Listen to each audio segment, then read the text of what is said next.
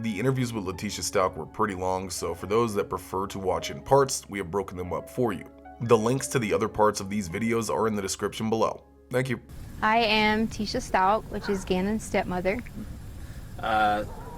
You've been a part of the investigation since the very first time. You were the last person to see him. Is that right? Correct. What did you see when you last saw him? Well, I'm not allowed to talk about anything with the case. I would more so be willing to talk about how the community needs to have faith and continue to work together and not make these false accusations, like the things that have been said that I've disappeared from the community. I haven't been there to help, but there's lots of reasons behind that. Reasons like death threats, right? Right. Death threats are one of them. My family's getting lots of death threats. We counted over 20-some death threats already. Two, my husband's ex-wife is living in our home, and of course I'm not coming home to do these things and to help with the family when I was kind of like told I couldn't. And then many other things that happened with the El Paso County Police Department, you know, and in doing the investigation I was told I wasn't complying. And could I elaborate on that? Please do. Yes, so I asked for an attorney during the interview, and I was denied that by them. I was held because they were blocking the door, and I was told I couldn't leave, and that if I would have touched them, they would have probably, you know, said I still wasn't complying or said I was, you know, trying to run away or something. But during the interview, I asked several times, could I stop the interview? Could I get an attorney? Could I stop the interview? Could I get an attorney? I was denied. I was told I couldn't get nothing to drink. I couldn't go to the bathroom. I mean, it was continuously that my constitutional rights were violated.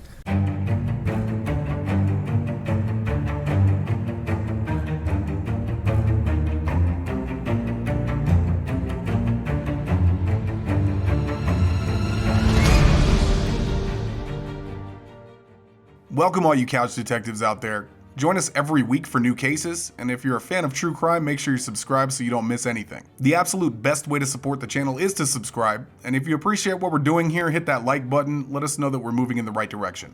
Okay, enough rambling, let's get into it. If you are unfamiliar with this case, Letecia Stauch was the last person to see her stepson, 11-year-old Gannon Stauch, alive. She reported him as a runaway on January 27, 2020, and after weeks of searching, Gannon's body was eventually found in Pace, Florida by bridge workers. He was in a suitcase. Letecia made several different reports to authorities regarding the disappearance of Gannon, including a kidnapping, a bike accident, him running away. In this interview, you will hear a few of those stories out of her mouth. This is the first police interrogation of Letecia Stauch. It takes place at the El Paso County Sheriff's Office in Colorado. You will notice that she's in a different kind of room here. This room is primarily for questioning witnesses and victims, and Letecia was mostly considered to be both or one of those things at the time. Before we get started, let's have a moment of silence for the victim in this case.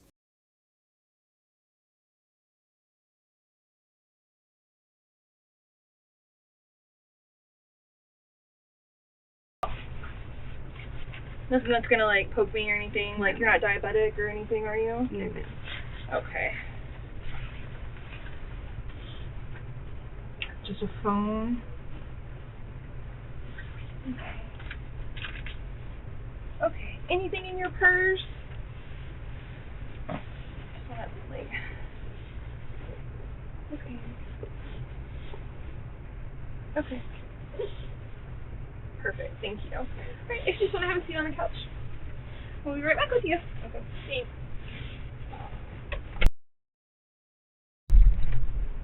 Hey. How you doing? Good. Did you get some sleep? I haven't eaten today. Oh my goodness. Do you want something to eat? I've got some stuff. I would love that. What would you like? I've got some pizza Hot Pockets and some tamales and a breakfast burrito. Yeah, pizza Hot Pockets would be good. But I mean, you don't have to wait. I don't. No, we can get you something. Okay. Yeah, that's totally fine. Yeah. Let me get that started for you. I have like Coke and Sprite and like apple juice. Do you want something like that? Do you have diet? We searched high and low Okay, for I'll diet, just take and there's no diet. I'll like, take a regular Coke. Thank you. all the vending machines are even sold out. Thank you so much for getting that. Yeah, absolutely. Here's my card, just so Okay. you have it, so I don't forget later. And I'll get that. Okay. So that's my partner, Detective Houston. I know you saw Mark with me yesterday. Right. I work with a couple different people. Okay. So you're like in charge of. No, I wouldn't necessarily say I'm in charge. Yeah. It's just, we all pitch in and help out where we can. So, Mark helps me whenever I'm out and about, and Kat helps me whenever I'm here. Right. So she's going to be hanging out with us. And I also have something going on. So if this ends up going over, which is totally fine, I just want you to know who Kat is and that. Okay. No problem. Where did you park? Did you park in the garage? Mm-hmm. The garage that's right behind our building? I got a parking ticket, yeah, that one. Oh, okay, Yeah. perfect. For validation, what kind of vehicle were you in? So that I can put that on the validation slip whenever because I'll give you something to turn in so you don't have to pay. Yeah, it's a Volkswagen Tiguan. It's a Volkswagen Tiguan? Yeah. Okay.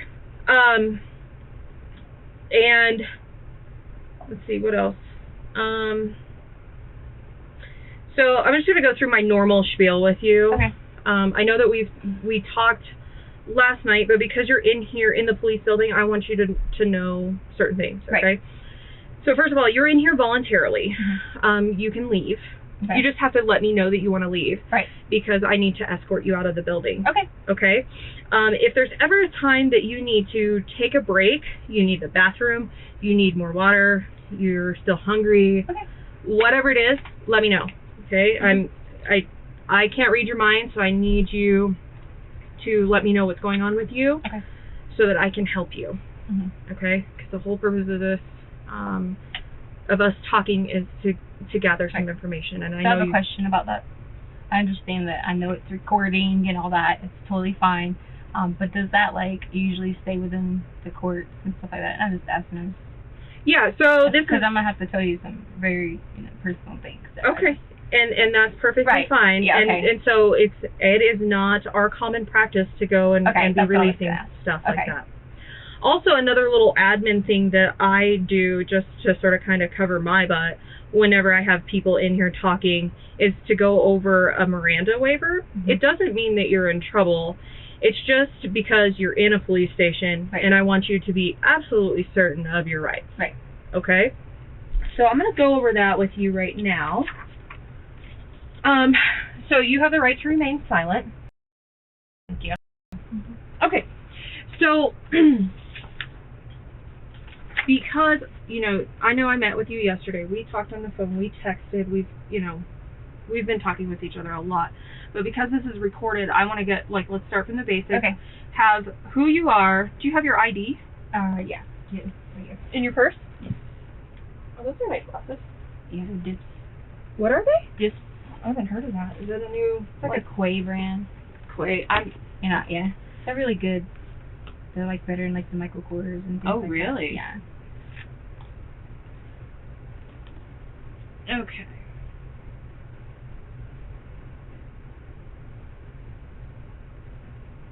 So I know this is your South Carolina ID. Mm-hmm.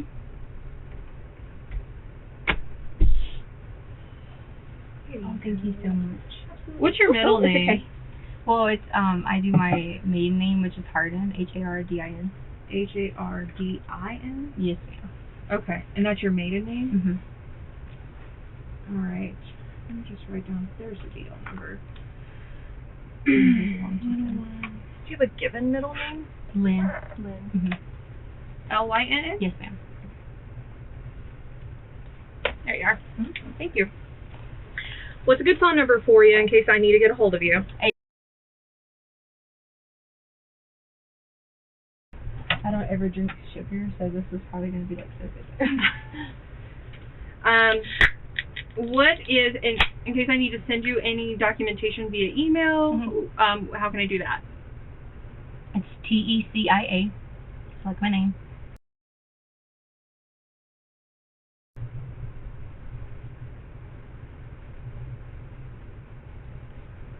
Are you on any social media platforms, Facebook, Instagram? Well, I Twitter? wasn't for a long time, but just recently I just got my Facebook back because we didn't have for 2 years. So I do have a Facebook, but I've always had Instagram, but it's mostly a travel YouTube type thing. Okay, what's Facebook? It's just my name. Is it Letecia or Tisha? It's under Tisha. Mm-hmm. I'm sorry, you said it's under Tisha? Mm-hmm. Oh, actually it's not. It's because I abbreviated it. It's TT. Is it your same last name? Mm-hmm. Stauch. Yeah, because it's really, I really don't, my first name, I'm always like, oh, Tesha. They're like, what's Kesha? So I just put T because people Have I always been saying your name wrong? No, you haven't, but I always try to change it. My mom didn't like it, so we tried to change it. So yeah, so I just gave up. Just said put T. What do you want me to call You you? can call me. Tasha, T. You can call me Tisha, which is my Tisha. mom. Okay. You know, we always have a name we don't like or something. And you said Instagram. Mm-hmm. Now my Instagram is under Dr. Stauch. Dr. what? Stauch.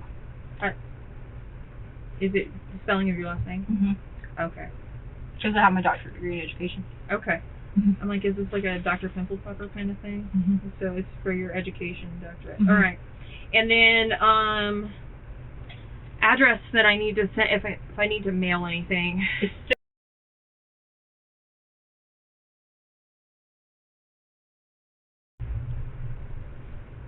And where are you working?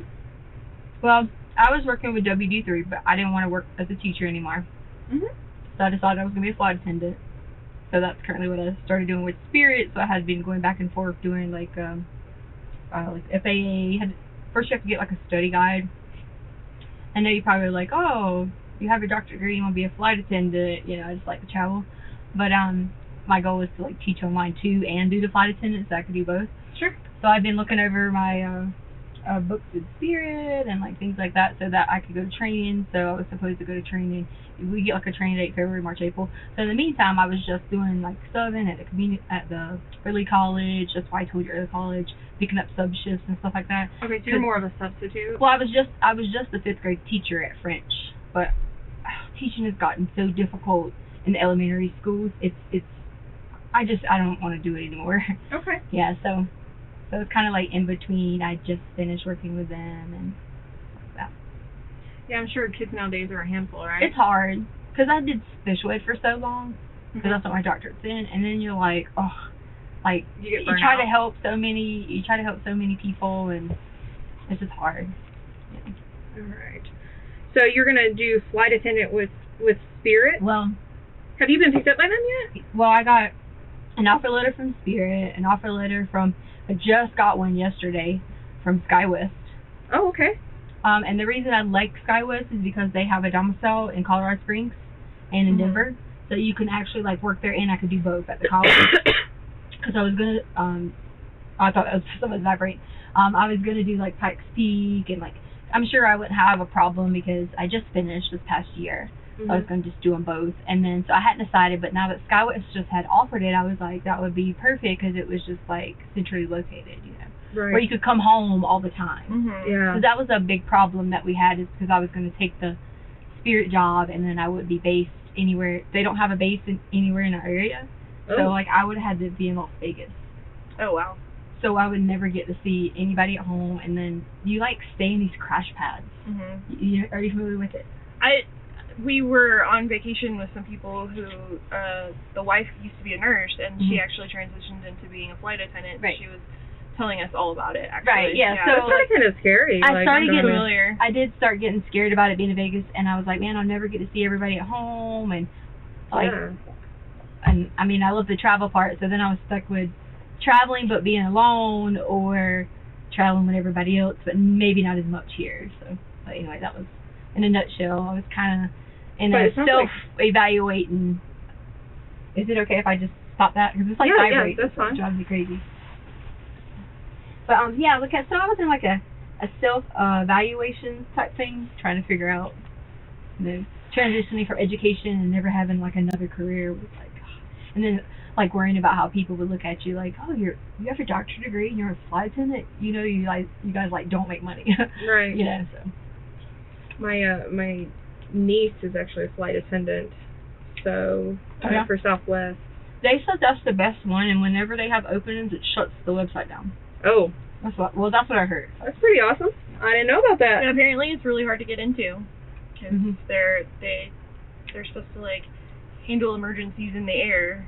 So Yeah, and like the training is so. You think people just think we will serve people, but the training is so. I heard it's very intense. Yeah, they like Mhm. do ditching exercises. They kick people out every day. If you're late for class for 1 minute, kick you out. Oh wow. And That's good. We need standards like that whenever yeah. we're So like what flying. happened, let me just tell you this in case it comes up like somewhere, but Spirit flew me out to do the December 20-something training, right? Problem is, I didn't have anybody to watch Harley, and Albert was working night shifts. And so it's always hard because it's always on me to find babysitters for everybody, all the kids. It's always on me. So I get out there, and he was supposed to help. I know she's 17. We let her stay by herself, whatever. But through the night, because he was working 6 p.m. to 6 a.m., that kind of scares me. Mm-hmm. And Yeah. so, like, she just joined the Air Force. So, like, I know she's going to have to learn how to, like, shoot a gun, protection, but, you know, like, she's not ready yet. Mature. Like, she's very mature, but she's not ready. So I came back, you know, and I was, like, talking to them. I just told them, I was like, my daughter's at home, whatever. And they're like, we can move you to the next class. Like, I think it was February, whatever. Mm-hmm. So anyway, so just in case you're like, oh, I thought you were, but I did fly out. They flew you out or whatever, and I came back because I was panicking about her, the dogs, everybody to take care of. So She's your baby, right? yeah, So, why don't we talk a little bit about what's going on? So, I understand, so initially you didn't tell me some things because Albert was there. And when we Right. say Albert, we're talking about Eugene. Yes. He doesn't like Eugene because his dad is Eugene, and he was a child molester. Okay. So like he like raped his sister. Mm. So he freaks out about the word, like if he hears Eugene. But I said maybe that might help you if you don't have to call him Eugene. It probably would be Okay. yeah. So what I want you to do is take me through Sunday into Monday. Okay. And be as detailed as possible as to what you were doing, who was there, where you were at, how long you spent, et cetera, et cetera. Because the more detail I have, it might spark something for me. Is it okay if I take my notes out? Because like I wrote down all kinds of stuff. Yeah, and I was absolutely. Because I was like, I tried to write down anything he might like say, and just in case, because I have like notes from different things or whatever. So we already talked about the beginning things, so I figured you're reading that. So my paper is that we're at the same story that we started with, but then you want me to start with Sunday, which was the day that we went hiking, right? Yes. Okay. So we went hiking at Garden of the Gods. We actually, did you see the picture from Garden of Gods? I didn't. Okay, so we have pictures where we went to Garden of Gods. We were going to take the dogs for a walk, but then my daughter got called in to work because she works at Massage Baby. Okay. So we were like, okay, we're going to go hiking. The crazy thing is, like, it's always like, you got one kid likes to hike a lot, the other one don't. So spent the whole time like, come on, let's go. We got to burn calories. Excuse me. All those type of things. Gannon, he started having a stomach problem, and he pooped in his pants. So it kind of cut our hike a little bit short. But I was like, it's okay. It was getting kind of cold. I say cold for me, but I'm used to like 80-degree weather, so it was kind of getting cold. So we decided to go home. Okay. So we go home. I don't really remember what we did the rest of the day. It was probably just like random things around the house. I feel like we went to dinner. Oh no, we didn't get dinner because he wanted to take a bath. That's what it was. So he came in and that's when he asked me about the whole bath salt thing. Okay. And he had pooped in his pants, so I thought he wanted to like take a shower, so I gave him a bath bomb. Okay. So going through the night, we were just doing like a regular random. I feel like I don't know who I should be talking to, but You can talk to both yeah, of us. we should be doing like random things around the house. It's Sunday, no football on, you know. I mean, I don't know like specific every little detail we did, but just a normal everyday situation. Other than he was in a lot of pain because he gets really bad. Is it okay if I like show you like graphic, like not graphic, but like with my hand motions? Yeah, that's fine. He'll get where he has to like poop, and like I swear they're like that big. It might take like 2 to 3 weeks. He has like a GI problem, so because he takes Vyvanse, so like he had went the whole time without Vyvanse. So whenever that happens, sometimes it'll get where his stomach like wants to work, but then like can't. So he spends a lot of time in the bathroom, like kind of like hurting and things like that. Okay. All right. So then at this point, the dogs, we have 2 new little, a Frenchie and an English bulldog. They're really like, French and English bulldog. yeah, they are. They're really kind of like Sadie's the French bulldog. She's kind of like high maintenance. But the kids always help out a lot with them, you know. But Gannon wasn't feeling too well, and the dogs, they all, you know how they like know someone's not feeling well. So they were all laying down there, and it was gassy, like very, very. They're bad for that, very, very gassy or whatever.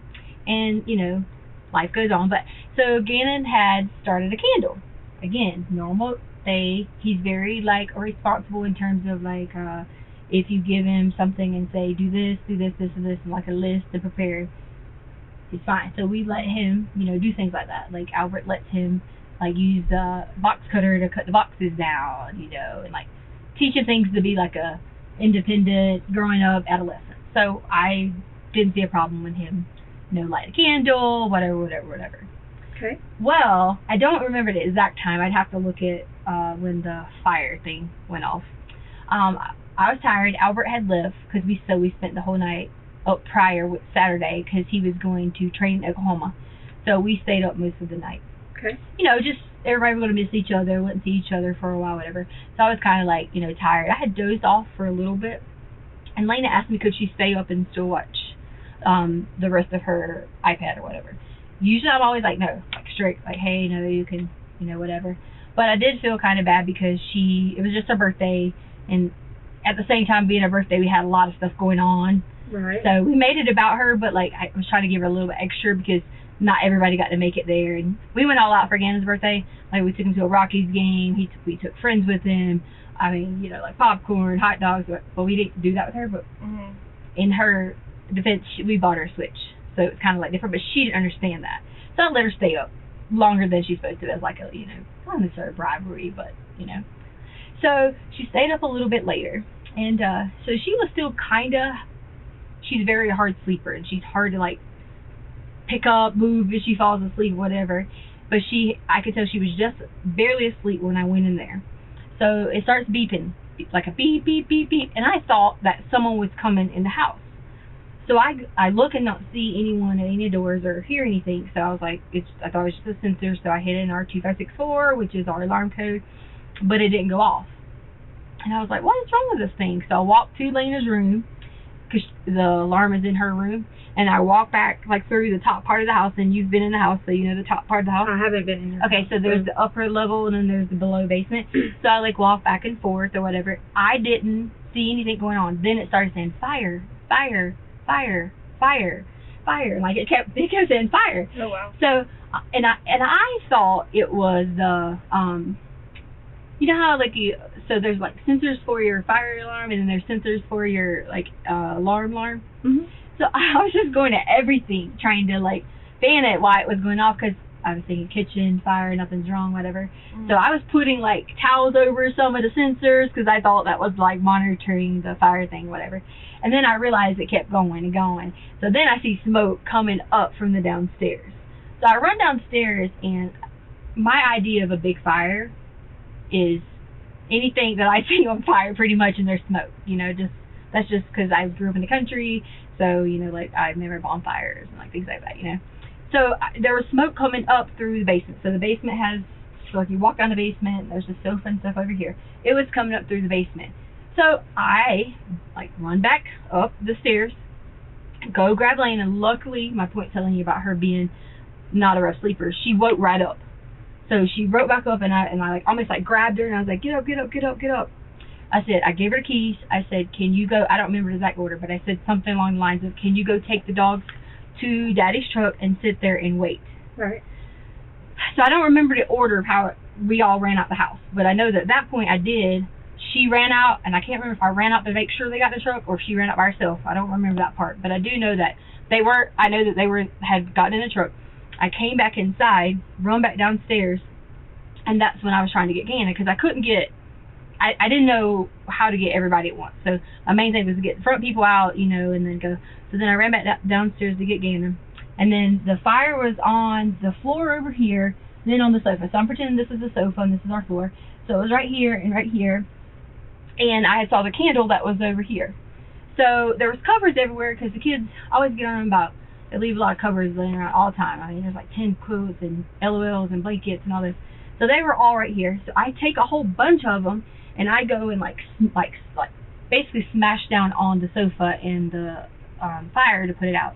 So I got a burn, and then I was like, get up again, and started running at that point because it wakes him up. He's alert. He's realizing that the covers and everything's on fire, the carpet's on fire, and we all go outside.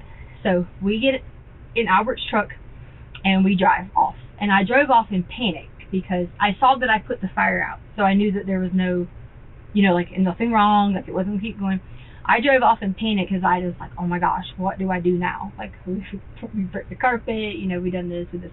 Gannon's upset, freaking out because he's scared he's going to get in trouble and da-da-da-da-da. So, like the whole talk was going on. So we drove maybe around the block a little bit and came right back. So we came back in and like developed a plan for the next day to figure out, honestly, we were going to fix the carpet and try to like not say anything. And the reason for that is because like Albert freaks out about every little thing. If the kids do something and I'm on like, it's me, and he'll be like, you did this, you weren't being a good stepmom, you weren't doing this, you weren't doing that. And so we both kind of were like a little like worried about it, and he gets very like crazy like if something goes wrong. So that was the plan. Go to sleep, rest. He was going to stay out of school. We were going to get the carpet fixed and then go from there. Plus his stomach was hurting. So Lena didn't want to sleep in her room. Everybody was still kind of like frazzled. And I think Lena slept with me or on the sofa. I brought the dogs up, and Gannon he wanted to go in his room at that point because he was already sleeping on the sofa. Okay. So that's where Sunday, like pretty much kind of like stopped, and everybody went to bed and yada yada yada. And I think I sent Albert messages because he was sleeping, was on a different time zone, and he didn't see him that night though. Okay. And I didn't feel that no one was in harm. Mm-hmm. Let me make sure I say that because the fire was not going. Now, I know that Gannon had like black marks all on his shirt, like smoke marks. But he had on a long sleeve shirt and a short sleeve shirt because sometimes he has on whatever. So he had on a short sleeve shirt with a long sleeve shirt. So I didn't see him in any kind of like nothing other than the little burns that we had. I didn't see. Where did you see burns on Gannon? All right, so with Gannon, I just saw that. Okay, so like on the top, like right here. So like say the shirt's right here. So like right here there was a burn, and the reason for that was I think whenever like he was trying to come up, it kind of burned him a little bit. I'm not gonna make an assumption. I don't really know. And as far as that, I didn't see anything else. Like I didn't know any like other differences or anything like that. All I saw was that. I saw you okay. He ran out the house. He was firing out the house. Everything was normal. Yada yada yada. Now I'm gonna let you know in a little bit why he was bleeding. But at that point, when you get to the Monday morning thing, I'll let you know about that. Describe the flames for me. How tall are these flames? Is it like smoldering on the carpet, sort of kind of creeping across like a grass fire, or is it like coming up, working its way up the couch? Like how is this working?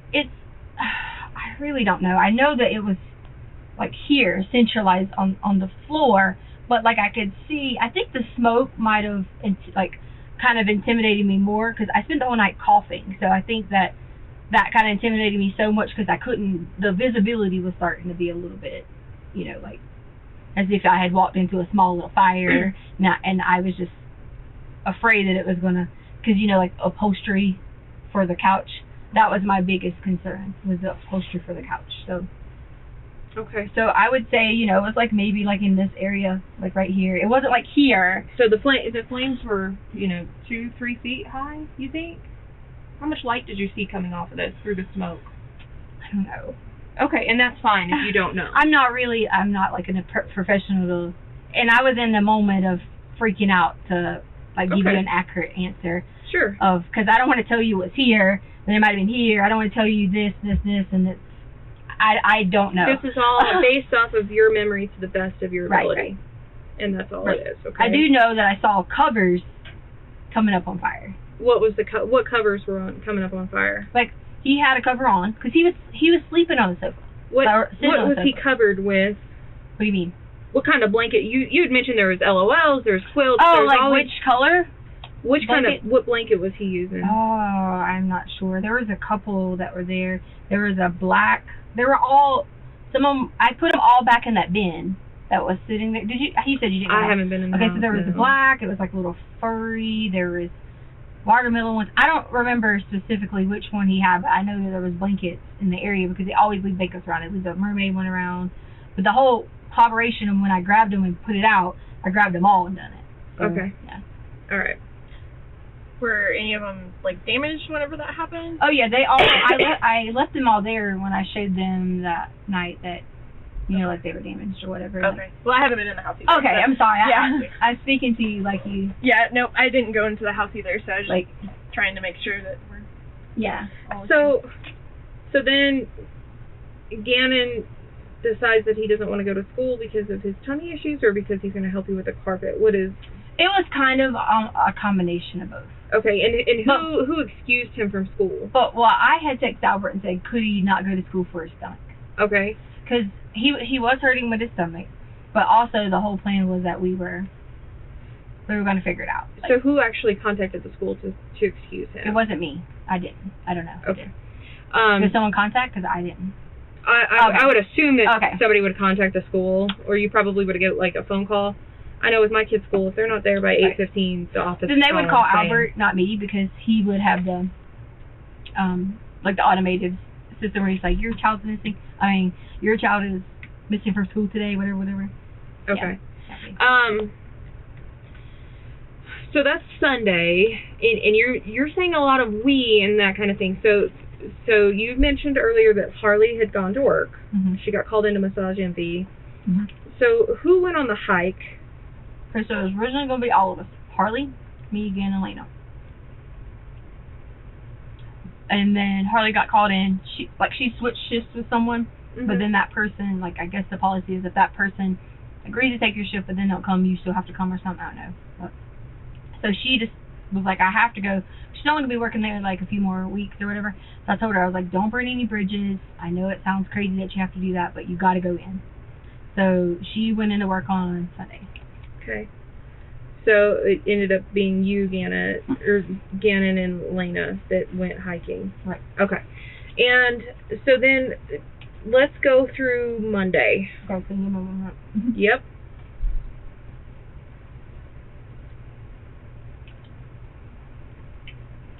Alright, so we wake up on Monday. Normal. How we wake up. And you're like, everybody gets up, whatever. Gannon stays in bed.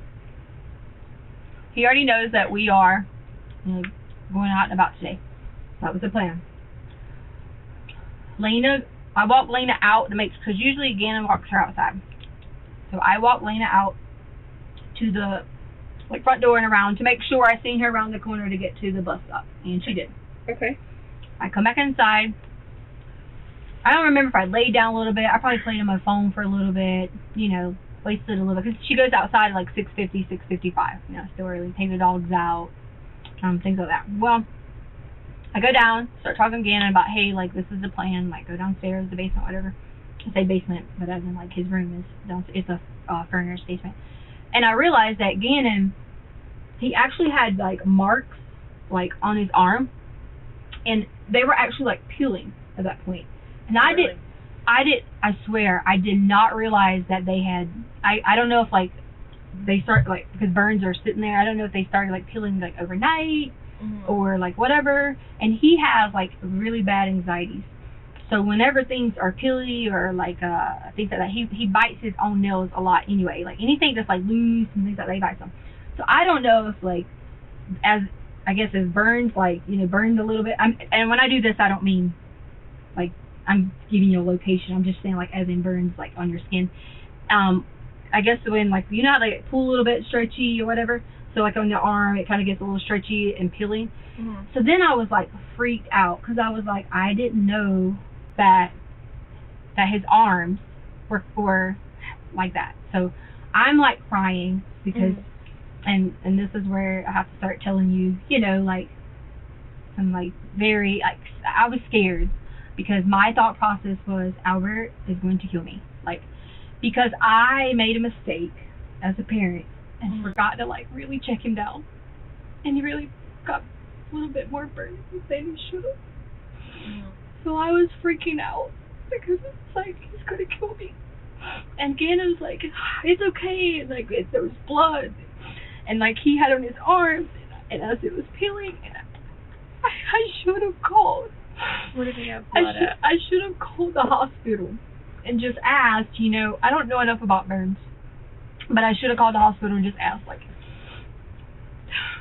I made a mistake. I didn't. I swear to y'all, I didn't know they were that bad. I did it all.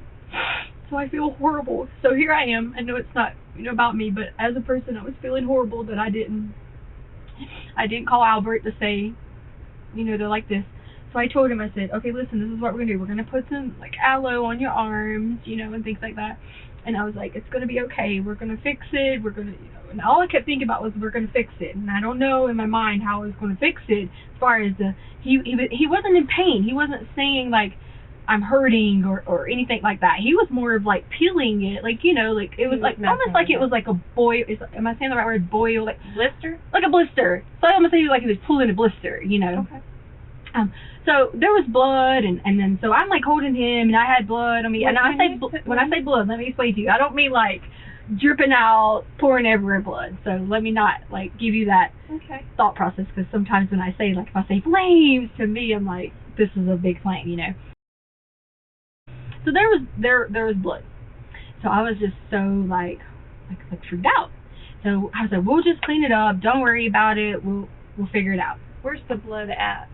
So the blood was on his arms, on his like sheet that he had, which we washed the sheet. So it was on his sheet, it was on his arms, and he had some on like his arm had, I guess from like sleeping or whatever, he had some on the wall. So we cleaned up everything. I put like garnish the, am I saying that right? Garnish the like the wrap thing.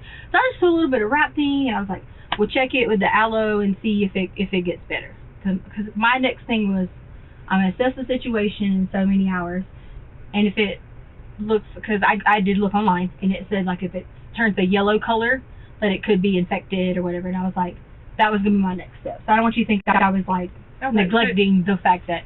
So you realize that he's got a burn. You do some treatment that you think is appropriate at the time, and then you tell yourself, you know, I'm going to do this follow-up with him. Okay. Right.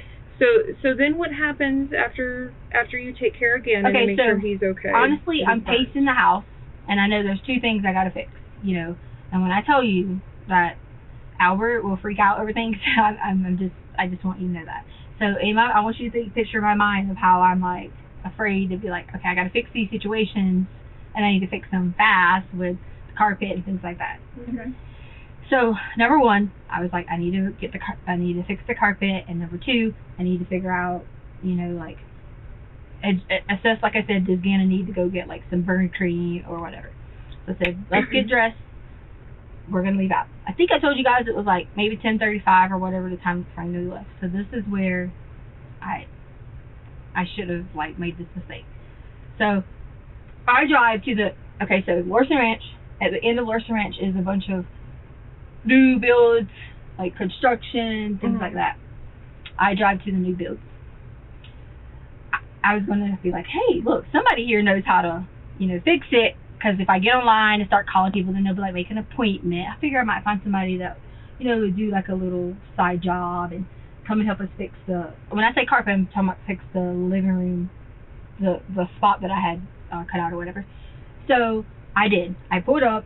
On the back part, there were some new houses being built, and there were some like Hispanic, and I'm not saying that to be like discriminatory, they were Hispanic people that were out there, and I was like, hey, do you know where you can get the carpet that is in the Larson Ranch model home? So I told him the model home, which was the same home that we had. I mean, I don't know if it's the model home, but I gave him the name, because I asked, like, I looked online for the company, for the name, and I said, it's in this. He's like, everybody has that same carpet. Yes. So we got a roll of the carpet. Where'd you get that from? We got it from the guy on the scene. Like, I say guy on the scene, but like the construction area. So we got the carpet from the guy in the construction area. Well, I didn't get it then. He said he was going to bring it to me. So I gave him the address, and this is where I messed up. I gave him, and this is why I couldn't tell you this in front of Albert, I gave him our code to get in, because he was going to go fix it. And I just assumed, working in the house, he was going to be okay, you know, whatever. And me and Gannon left. I just said, hey, this is... Did you give him the garage door code? Yeah. And what about the alarm? Well, if you go in through, say, like you're walking in through our house, there's no sensor, so we always keep it on our alarm, and you can walk in through the garage and the alarm will never set off on. Never. Okay. And the reason for that is, like, there's no door. Like, there's nothing that tells that door that it's open. You see what I'm saying? So you don't have a sensor there. Right. So we just always, and the kids come in every day in the garage and never have to, like, set, reset, anything like that. Okay. So me and Gannon go on. I don't remember exactly where we went first. I know we rode a little bit because I was looking for different places to buy the dogs some, like, different cute outfits, because sometimes I get them at Ross. But Petco has some really good deals going on right now, so I was like, I'm going to go to Petco. Gannon was like, at that point, it was like he wanted to lay down because his stomach was hurting.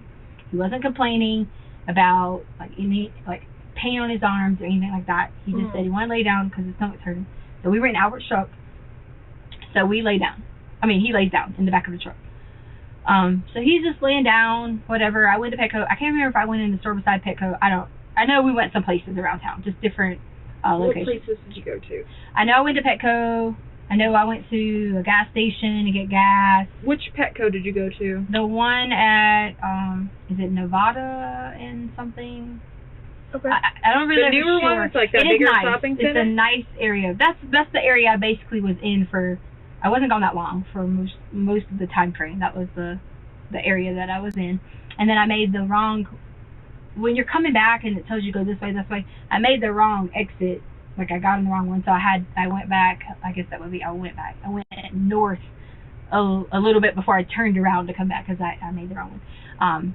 So I get back, and let's see, did we go eat at that time? I feel like I didn't get anything to eat. Maybe I just got Starbucks. I could look at my credit card or something like that, see if you want to look and see where I fit that day. You want me to look? No. Okay. Eventually, yes. Okay. That would be helpful. Okay. So I remember what happened. Then I realized I had to go back to Petco. That's why we turned around and came back, because I started off. I bought 2 outfits, maybe 1 or 2, and then I came back in Petco, and I got the rest of the outfits that were on there, because I was like, I'll go 2 more for this price. So I did go back to Petco twice. So I'm sure you'll see that. How long in between did you go? Let's see, if we left at 10 something, it's like a 30-minute drive from Lorson Ranch-ish. So if I got there, got gas, got Starbucks, maybe I was there at 11-ish. I don't want to say a time. I'm saying, so you go to Petco the first time, and then how long in between the first visit and the second visit to Petco? Can I give you that, like, looking up? A guesstimate, or maybe an hour? Maybe an hour? Maybe.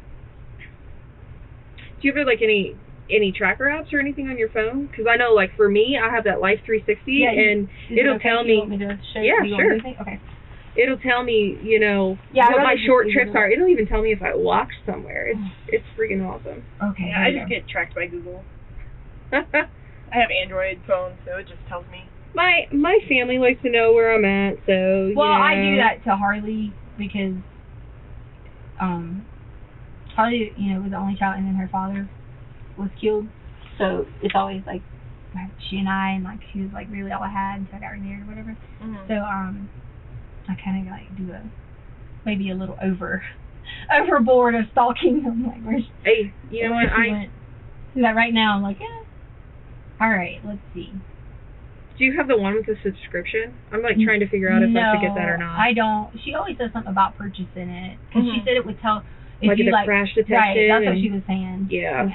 And she was saying that it was kind of like how the Apple Watch would do if you had a crash detection. It would alert authorities. They'll say, yeah, whatever. Okay, this is, I don't know if this is like a service thing, but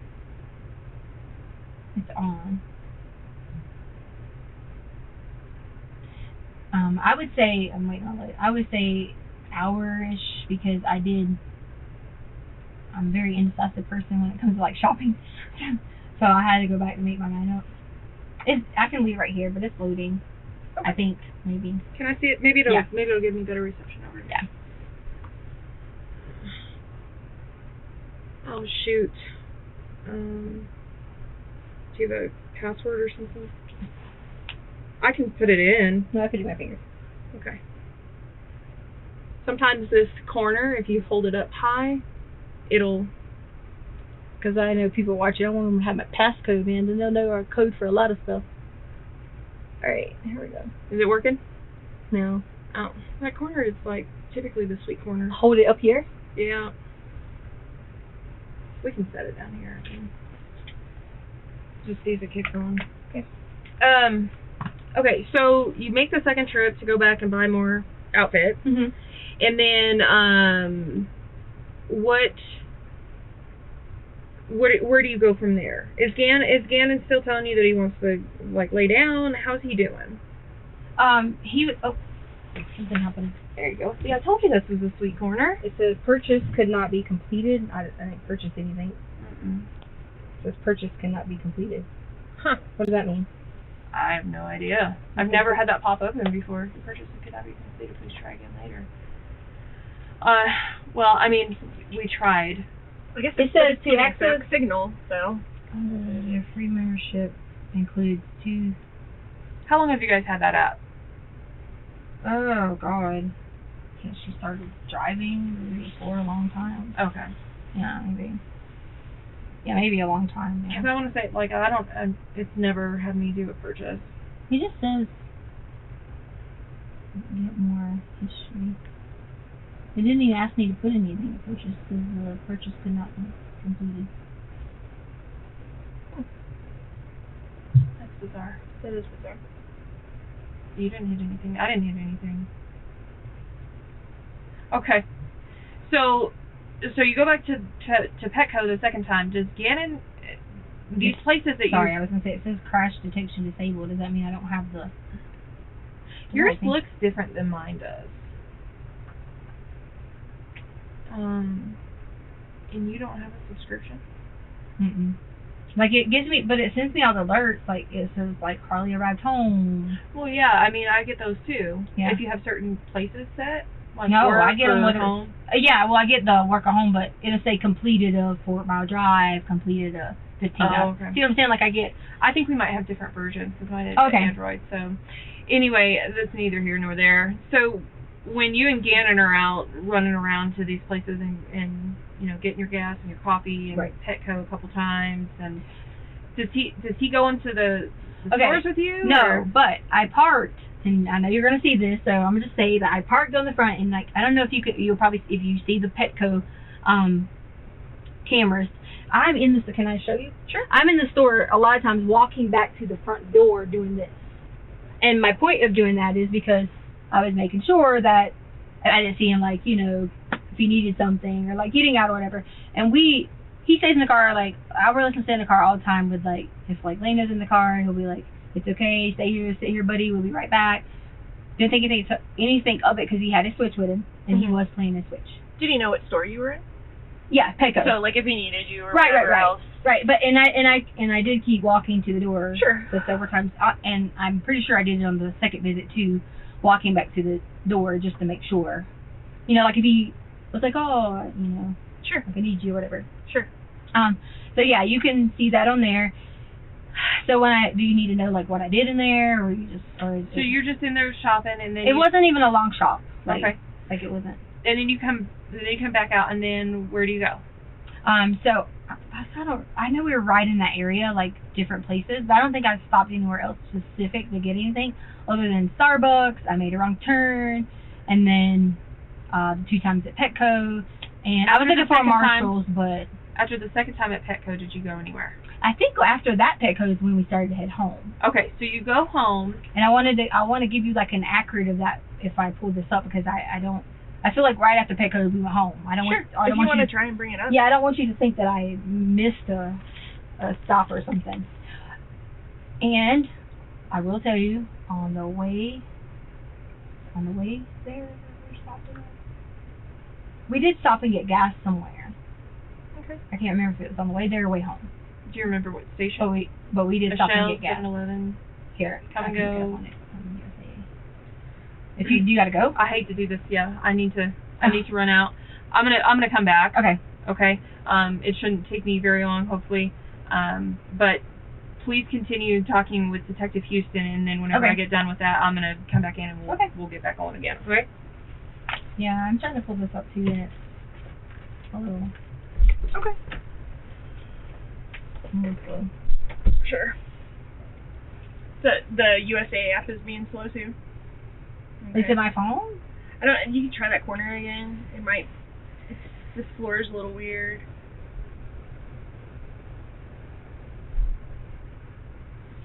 So, after you guys left Petco, Mhm. so did you buy something there that time or? The second time, yes. Okay. Okay. And I know she kept asking me about what was Gannon doing, what was he, whatever, blah, blah, blah, blah. So I'm going to say this about getting back. Okay. So everyone has been, about this whole thing about camera footage and this happened because we didn't see this or didn't see this. So I'm very smart. What do you mean, everyone? So, my whole family is being harassed. My mom is being threatened to be killed. My daughter is being stalked. That's why it took me a while to get here, because I had to put some safety measures in for her own well-being. Okay. And my family from back home is being threatened. People are saying they're sending people after them. Okay. All those things. So, there's always a world of people making situations and saying, let's be a good person, but then threaten someone else. Okay. And so, being aware of that's what was going on. So, in between all that and all these, people were sending me messages that people were saying and blah blah blah. I didn't respond to any of them. During all that, there was something along the lines of someone checked neighbors 2 doors down or something, camera footage, and never saw anyone do this or that. I don't know, specifics. But my point behind telling you that is, if this is what you guys, and I'm not saying this is what you're basing stuff on, if this is what you're basing stuff on, is in this day and age, timelines, security, things like that, you will see on somebody's security, Gannon and I run to the car at 10 something that morning and we're returning at 2 something. Okay. So I remember specifically in the truck, I pulled it right in front of the ring. And Our ring? Yes, but we don't have a subscription. Okay. But according to these neighbors who can see all the way to the truck every day, Okay. they should be able to show you during those time frames that we run in, we run out, he runs back in, or whatever. Okay. And then so you leave around 10 something, and then you get back around 2 something. I feel like it was 2:35, 2:25, 2 something. Okay. Because I knew I had to be back in time to do a couple things, and then I knew Lane would be coming there. I knew Harley would be getting off work, yada, yada, yada. So that was my whole thing. So going on from there, Gannon goes inside, I think first. I don't want to misquote myself. I'm pretty sure he ran in first, and I had the bags for Petco and all that stuff in my hand. Now, Which store did you guys use? We always go in through the garage if we, typically, if we park on the front part of the yard or things like that. Sure. So we go in through the garage. Okay. He goes in through the garage.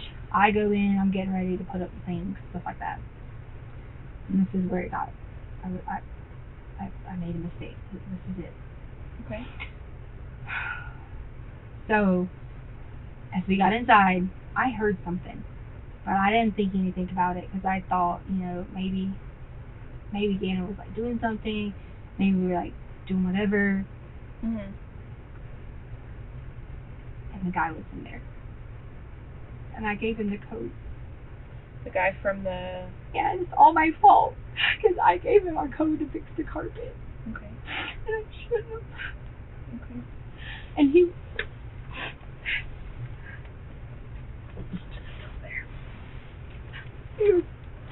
He was inside. I noticed when I had walked in and saw our we have a little bookshelf thingy. I keep my shades in there too, but we also have our guns and stuff. I saw it was open, but in my mind I thought maybe I left my shades or whatever. Do you like sunglasses? Yeah. Okay. So I didn't think anything of it when I heard the noise, and I just started walking downstairs. But I didn't walk downstairs with a gun or anything like that. So I started walking downstairs, and then when I walked downstairs, I hear something again. Well, at that point in time, Gannon was on the sofa, and I saw him, and I heard something again, and I walked on around to where so Gannon's room is here, Okay. and then there's a storage closet here. Okay. And I heard something, and so I walked to the storage closet to open the storage closet, and when I do, it's him. And he was standing in there, and he had on gloves. In the storage closet? Yes. Okay. He had one of the guns. And I was terrified. Okay. So terrified. And then he just knocked me down and like towards Gannon's room. And he was hitting on me. It was like hard, like on the ground. And he was trying to like rape me. And I told her. And I said, I have to tell you about this. Okay. And like, I from there on was like in a blur because I was trying so hard because Gannon had a table in his room and I went back and hit my head on it. It's like with him, Gannon runs inside the room and like tries to like be helpful, do something, whatever. And from there, it was kind of like a blur. Everything else that was going on because I was just like crying and I was freaking out. And I swear to God, I don't know what happened from there. I really don't know what had happened from there. I don't. Okay. I don't. And I'm just like, in the moment thinking, I had like these memories of like, wow, like the thing was open, he had the gun, and I didn't remember what happened from there. And so I kind of like blacked out just a little bit. And so all these things are going through my mind as I'm blacked out.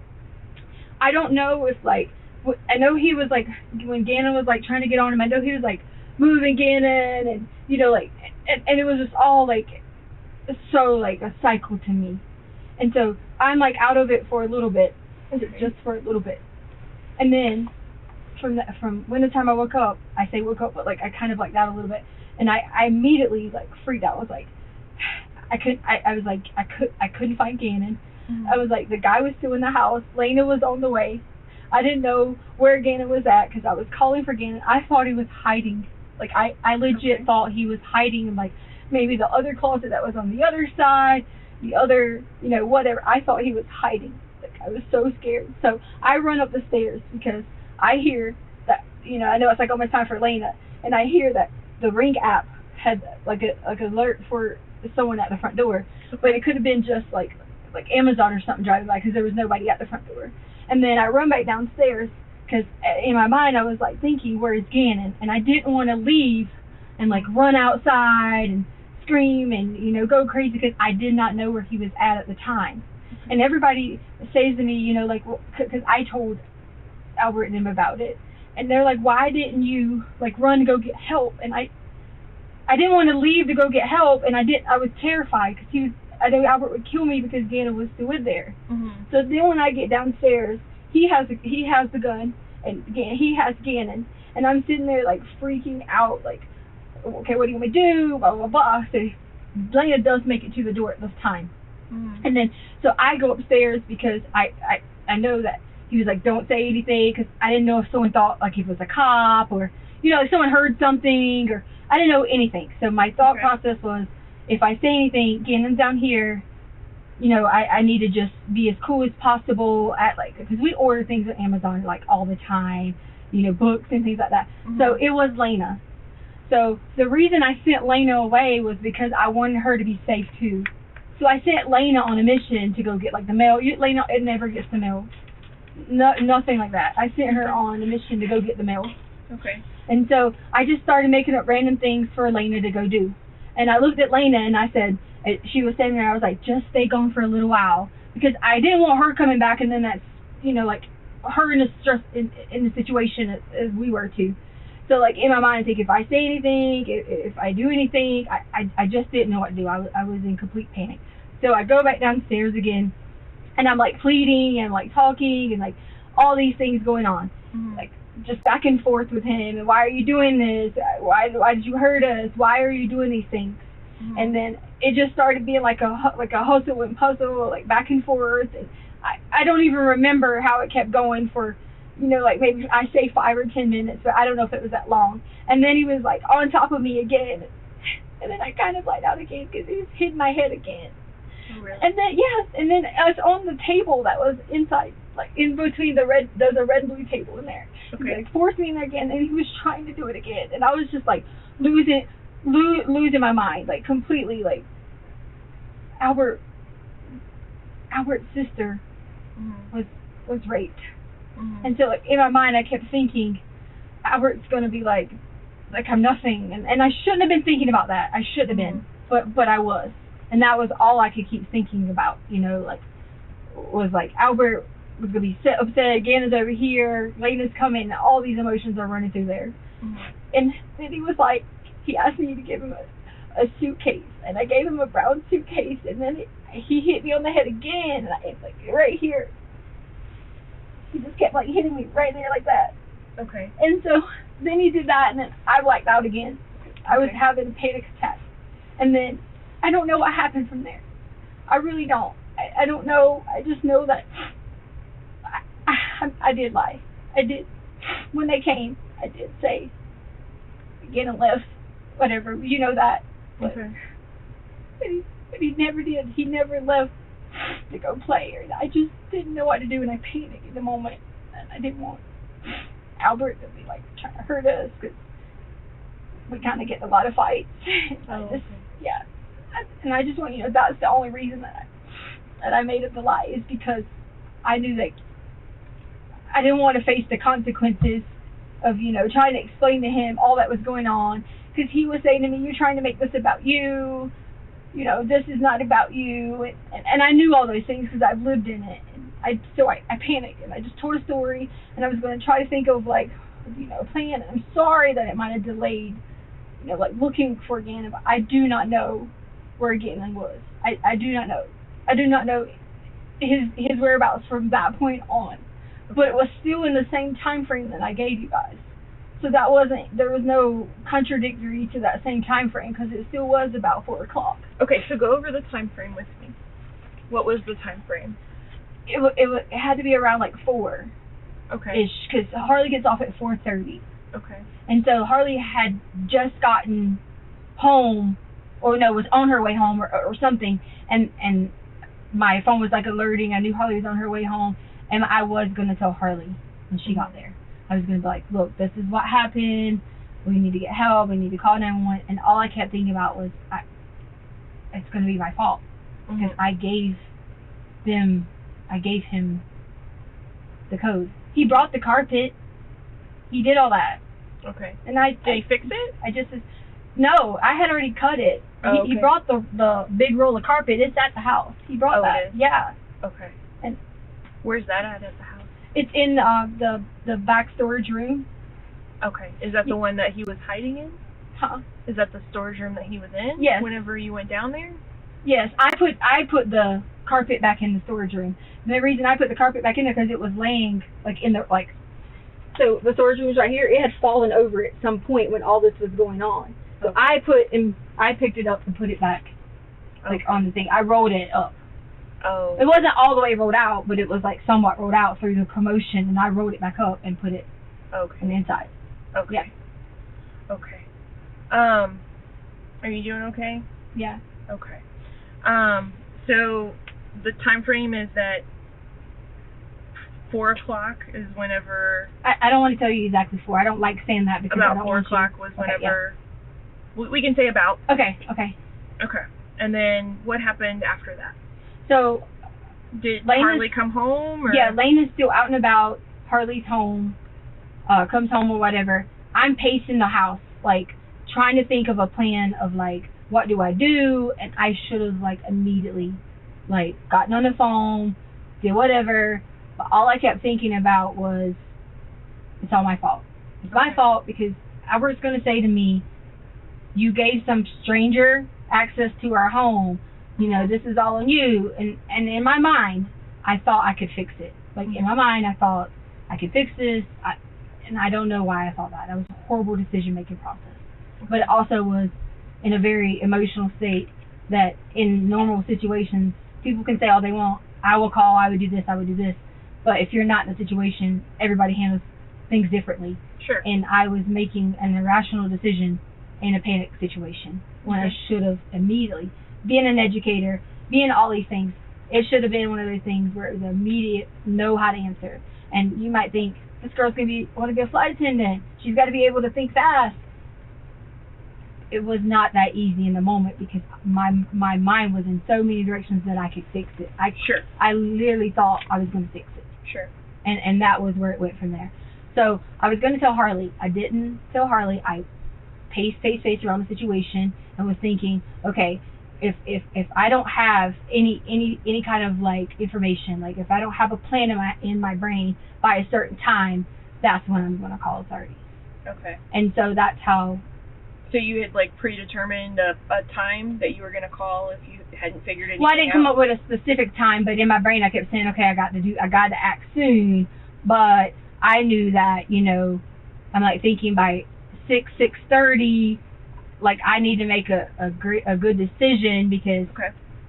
what am I going to tell the girls? Because they're going to be like, you know, like, where's Gannon? Da da da. Like because we were going to all go eat sushi, so that was where that time frame Okay. would have been like, what am I supposed to do? Go get in the car and be like, Gannon's not going with us. I couldn't keep going on and on with the irrational decision of not calling 911. Okay. And I had to stop the decision. So what happened? So tell me what happened as it went on. So I called 911. Okay. And they said, hey, sorry, you know, this is not an emergency. You have to call this other line. Okay. So I called the other line, and it was a 4-hour wait for them to get there.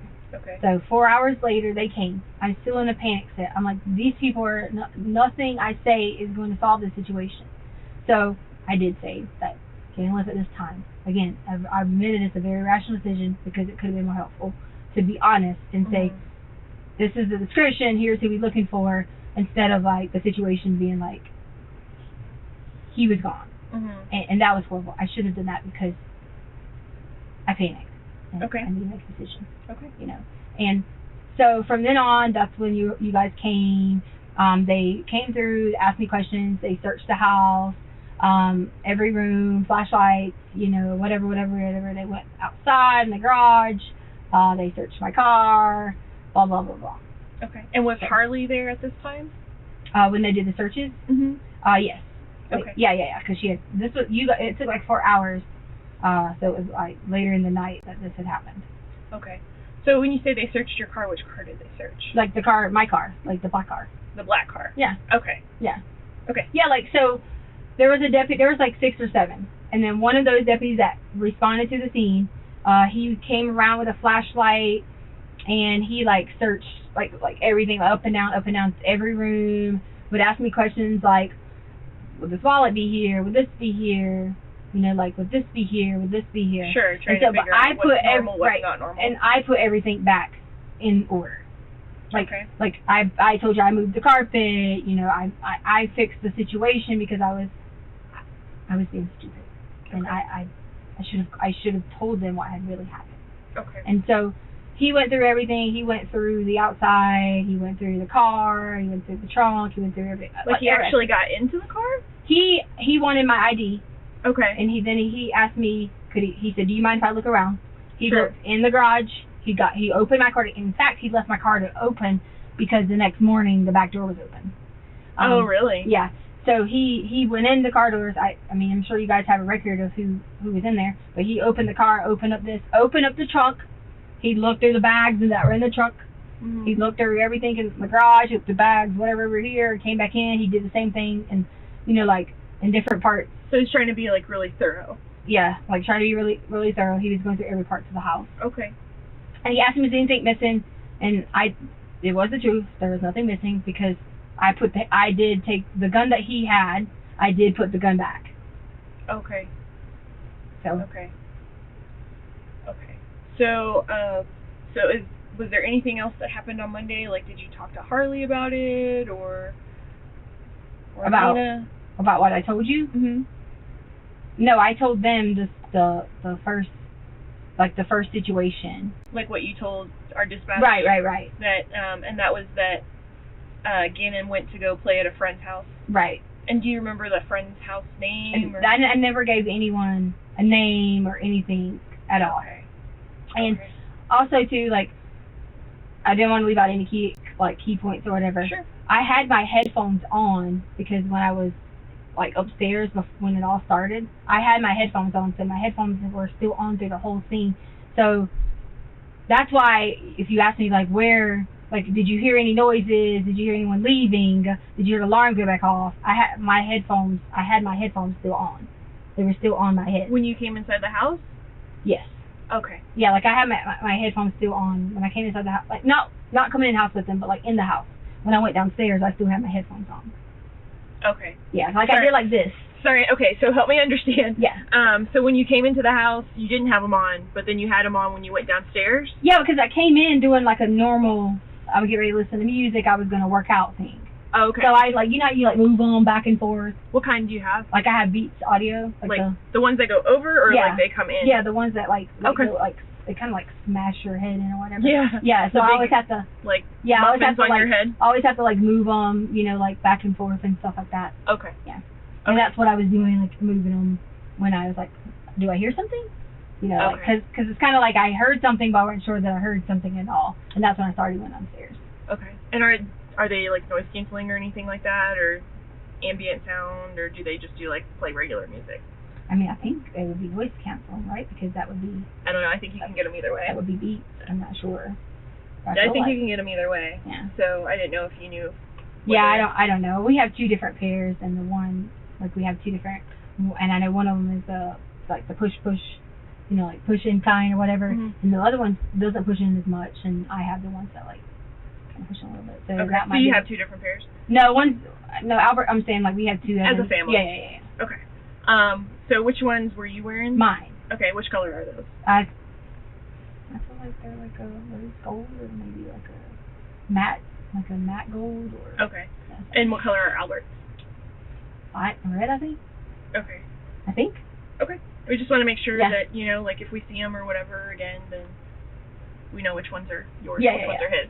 So that it's like, you know, if you said that that your head got hit and stuff like that, and we'll go back to that Right. a little bit, but maybe if he like touched them or something like that, then we want to make sure that we get the right ones. Right. Okay. So was there anything else that happened Monday, like after the deputies left or anything like that? No, so I went out to my car that morning because I knew that Albert was going to fly in or whatever, Mhm. and so normal, like routine, you know, like I got up, whatever. I got in my car and I realized that the guy had left the back door open, and then so I was like, oh, my car might not crank, and I drive out and I drive down the street because I was going to drive my car, blah blah blah, to pick it up. And I decided to come back because it was too early. His flight wasn't coming in until 8:53. Okay. And I was going to, like, honestly just drive. I had to think in my brain, you know, I was like, this is the best thing. But I didn't. I just drove down the street and came back. And that was in your black car? hmm Okay. And then you ended up picking him up later? Yeah. And you took your black car to do that? No, so, well, yes. So what happened is I took my black car, but I sent him a message earlier and I said, hey, is it okay if we get a rental car? Okay. And he said yes. I have a leased vehicle, so you can only put like 1,000 miles on it, and I'm like pretty anal about, you know, like I don't want to go over and that type of thing.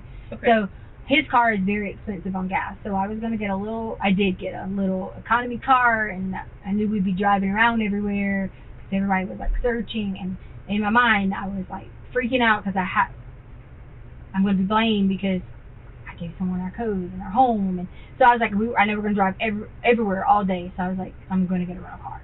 Okay. So I did, and so I got my rental car, and I left my black car at the airport. You left it at the airport? Right, because I had to have a way to, like, I didn't walk. You see what I'm saying? Yeah. So Albert asked me where my car was at, and I told him it was at French. The reason I told him that is because Albert and I getting a lot of fusses about this whole working and changing career thing that you guys, I told you about in the beginning, and that was like a personal situation that I didn't want to fuss with him about, you know, like the working and changing, you're going to give up your career for this, and this. So I just said, he knew I had just worked at French, so he knew that. So I said, it was at French, one of my friends brought me. That's what I told him. Okay. So that's why he thought it was at French, but it was my way of, so he thought that he knew I had to go get my stuff from French because I stopped working there.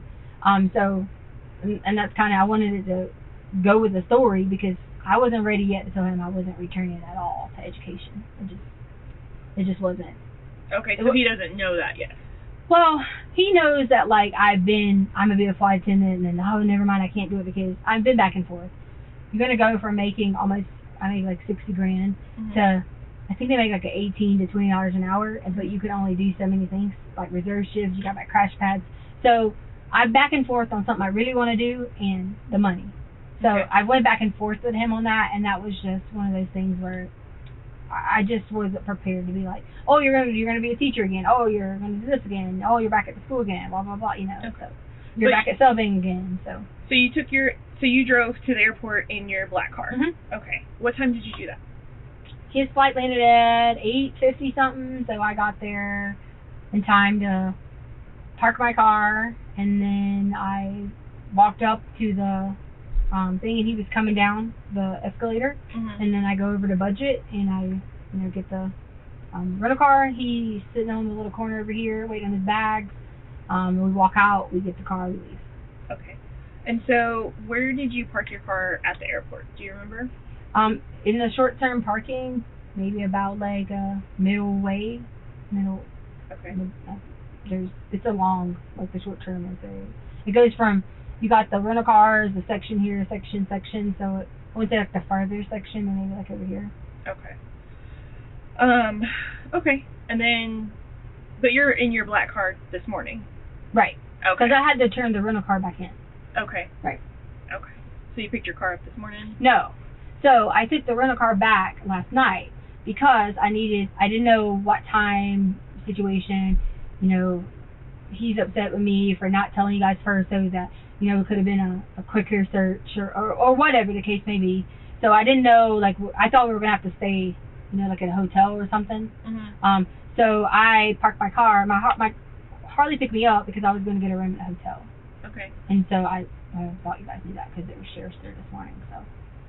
Well, people are working different pieces, Yeah. and so I just want to make sure that while we're talking that I have all of the information. Right. So if I ask you something that you feel like has already been covered before, I'm not trying to be a brat or anything like that. Yeah. I just want to make sure we have everything. We're all on the same Right. page with everything. Right. Okay. So you drove the rental car back last night, early this morning. Time No, frame? it was last night. It wasn't that late. Oh, okay. Yeah. And then Harley picked you up, Mhm. and you left your car at the airport still? No. Okay. So I drove the rental car back, Mm-hmm. got in my car, Okay. left. Okay. Okay. So I didn't have anywhere to go because they're fussing at me and people were everything's going on in the searches and things like that. So I just, basically I didn't really have anywhere to go, and some of my stuff was at home, so I didn't have a card to get gas. I didn't have anything like that. So I was basically like just, like going somewhere parking, like trying to stay warm because it got a little bit cold or whatever. Sure. So finally I gave in and was like, Albert, look, and he was like, I need you to tell me the truth. And that's when I started messaging her that, hey, Wood, I'm gonna come home and I'm sorry. I'll tell you exactly what happened. It's all my fault because I should have let everyone know that I gave someone the code and I tried to replace the carpet. So at that point, I leave my car at the hotel, which was near Harley's work, Okay. and Albert was like, you guys coming? And I said, yes. We're on our way. I leave my car at the hotel the entire night, and leaving Harley's car. We stay at home last night, and then I come back with Harley when she came to work this morning, and I walk over to the hotel. Okay. So had you gone and gotten a hotel room and then changed your mind and decided to stay home, or you just parked your car No, there? I parked my car because I was going to get a hotel. And Okay. my thought process was if we got in Harley's car and went home, and I didn't want people like his ex-wife is there, I didn't want people like, the domestic type situations like going on, Okay. just me, myself against, like her family and that type of thing. So my plan was we'll just come back here and stay at the hotel if we have to. Sure. So that was the whole point of me leaving my car there. Okay. Okay. Do you remember which hotel it was? Yes, it's the IHG, the Holiday Inn that was right there. Holiday Inn? Yeah, and again, that's where the police were at all morning, where my car was at. We were? Yeah. Okay. I mean, it could have been something separate, but I just assumed because when I got in my car to pick it up, I'm just like, hey, work at the one at Center Point. Center Point? Mhm. So over by like the movie theater Mhm. and stuff like that? Okay. And it was sheriff's cars or CSPD cars? El Paso, whatever, white and maybe green, white and something. Okay. I just assumed they were there because you guys in my car was there, but I parked it there because we first we only drove one car in case we came back. Okay. We had to stay at the hotel, so. Okay. But yeah, it was parked there. Okay.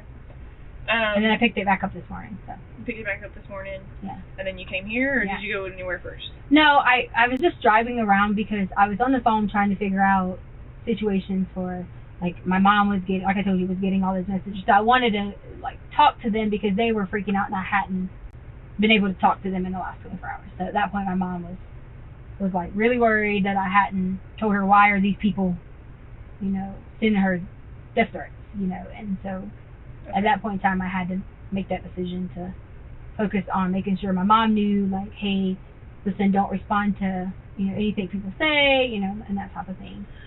So I did have one question. I know, like, and it was probably really frustrating. I know your husband was upset and stuff like that too. Like, we took a long time to get out there for, I guess we were under the impression that it was a runaway or whatever. Right. So it took longer. To you guys. But in the meantime, like, when we did get out there's like all these people out in the neighborhood and like stuff going on in Facebook and stuff like that.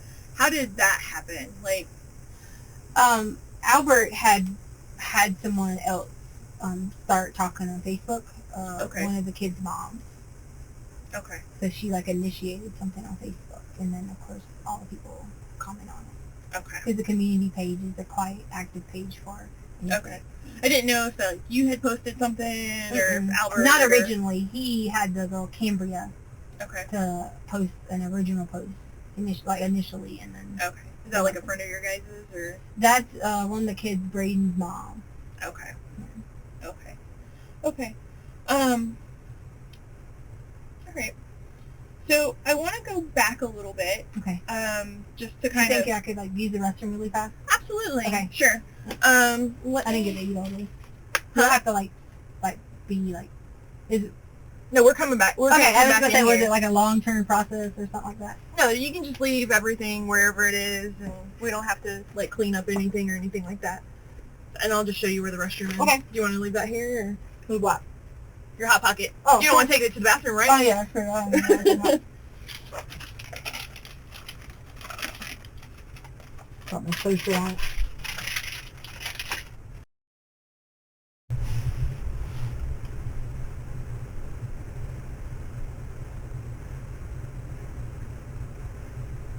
Hey. Yeah. Sorry, yeah.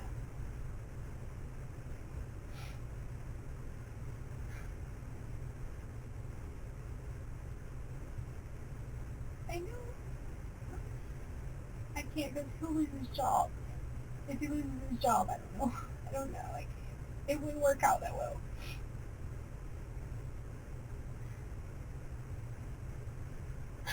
Yeah.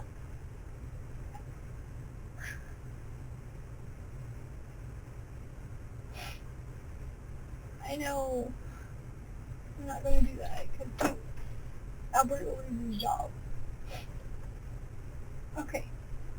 Alright, love you too. Bye. Sorry, I didn't know you were on the phone. It's okay. Sorry, you know, a little caffeine. Okay. So I just want to back up with you.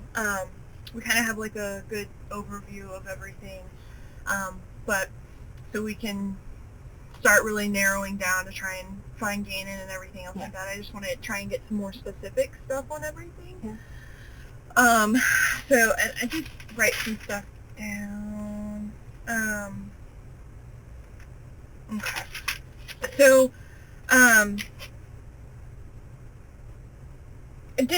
so going back to the just a little bit to the fire part. Mhm. You said that Gannon had some stuff on his arms. What part of his arms was that?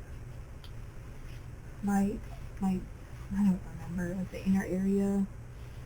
You just point to like wherever Like it was. in this, like in the inner area like this. Okay, so like right here. Yeah, but like the burns were like not like you're thinking like round burns. It was more of like not like burns that are like this. Right here. Mhm. It was more of not necessarily burns, but like a little bit like skin. Like it was like skin peeling, like in lots. Okay. Yeah. Okay. And so that was like on his left arm, his right arm? It was on both arms because remember when I came in, I took the covers and like basically like got on top of both of like on him and the fire. Oh. Like not like him pushing him on the fire, but like you know, like I was just trying to get the fire out. Okay. And he was like hanging off the side of off the side of the sofa. And he was still asleep? No, he was like saying my name, like he was alert, like what's going on because he had just like woken up. Okay. Yeah. So he was not having a full conversation with me, but as in just like calling my name, and he's like, I'm so sorry. He kept saying he was sorry. He didn't mean to do it. Daddy's been grounded me for a year. So it was him thinking, oh my gosh, shoot. Like kind of like waking up being like, oh shit, I just made a mistake. Like we would say in the mind of a kid. Okay. Yeah. Okay. Thank you for clarifying that for me. Okay. So the next day, you go to, like, you're trying to figure out how to get this carpet fixed. And you said that you had already, you cut the carpet?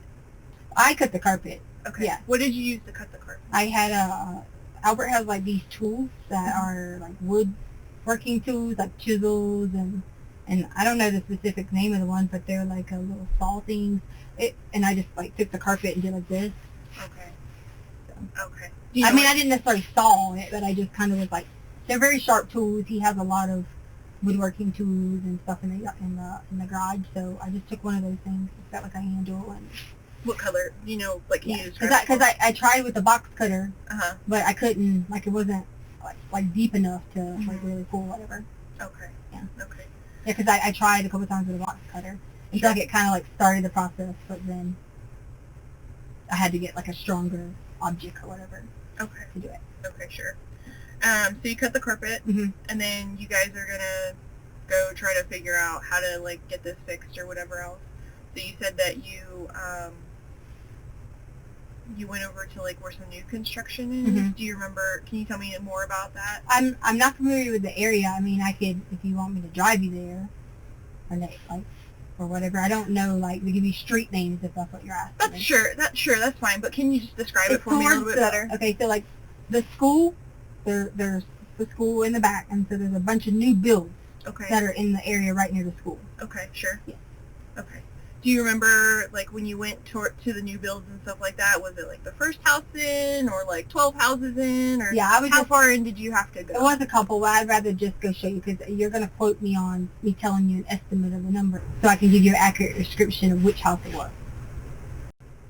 Okay. Well, for now, let's go with what you kind of remembered. Like, do you remember, did you have to drive far in there, or just a short distance? I don't know what you mean by like far in there. Like into where the new builds are. They're all like you just go around. It's just like in loops. Okay. So I don't know what you're asking. Like how far? Sure. I mean I could show you. I just don't know your terms of distance that you're asking me. Like. Okay. Well, I guess like so you're saying that they're like in a loop or whatever. No, the whole area is in like there's loops, there's streets, there's like different sections of the new build. Okay. Yeah, so there's like, I can show you because you're going to quote me on me giving you hand motions and things like that, and that's not fair to me being on a conversation. That's just not fair. Okay. And I'm sure if I had a attorney here, he would say we're going to go show instead of just giving you something that would be an estimate. So you went to the new build, and you found this guy and asked him about... Yeah, his name was Eduardo. Eduardo? He said, or Eduardo. I don't know how to say the Spanish names right, but Eduardo. Okay. Something like maybe I'm saying it wrong, but I heard Eduardo. With like a G? Yeah. Okay. But it might be a J if it's a Spanish. I'm not sure how they do it, but I'm not Spanish, but Eduardo. Okay. Yeah. So he said he told you that was his name? Yeah, he said Eduardo. Okay. Yeah. And so maybe about like 5'8", really skinny. He had on a tool belt. Had on like a sweater vest, like a sweater vest, like a cold weather vest. I think it was red. I don't really remember exactly, but he did have blue jeans on, and he had on the combat boots or whatever. I'm assuming in my mind that this was just some like this was somebody who was like he looked like he was like a legit worker. There was people, like on the houses. There was people working in different areas, so I didn't think it would Sure. that he was a legit, not necessarily a contractor, but someone that was going to be able to. Someone knowledgeable to Right. be able to Yeah. help you out. Right. Okay. And I didn't explain to him what had happened. Like, I didn't say, okay, this happened. I said, we need a piece of carpet. Do you have the carpet for this model of home? Okay. And what did he say? He said yes. And I was like, do you have the carpet? And I gave him like a hand reference of like the size that I would need. And he said, yes, we have a roll for that. They have I don't know if he said they had all of them have the same, and there's model homes or the same color. He was saying something along, I don't really know the definition of that, but some certain homes have the same exact thing and everything.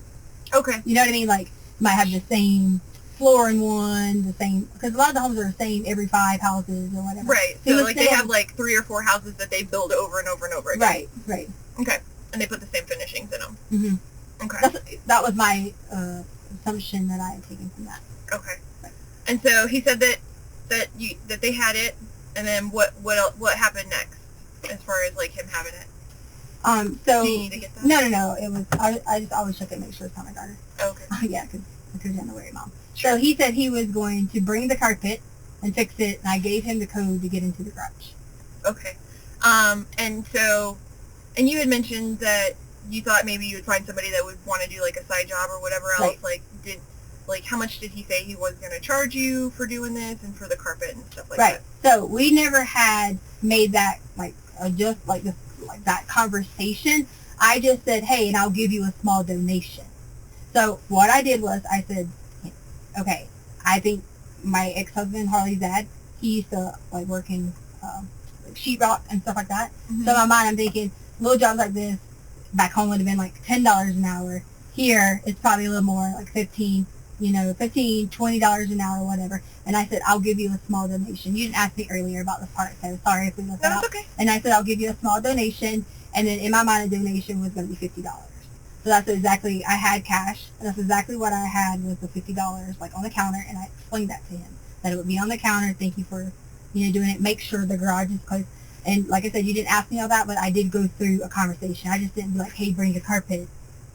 Here's the Sure, and that's why we I didn't want you to think that, because that's why we do not this. what happened. I went through the process of make sure you close the garage back. We have a security system. I told him we had cameras. I talked it up through the conversation. Okay. To let him know that this is the steps and the processes and stuff like that to follow. Okay.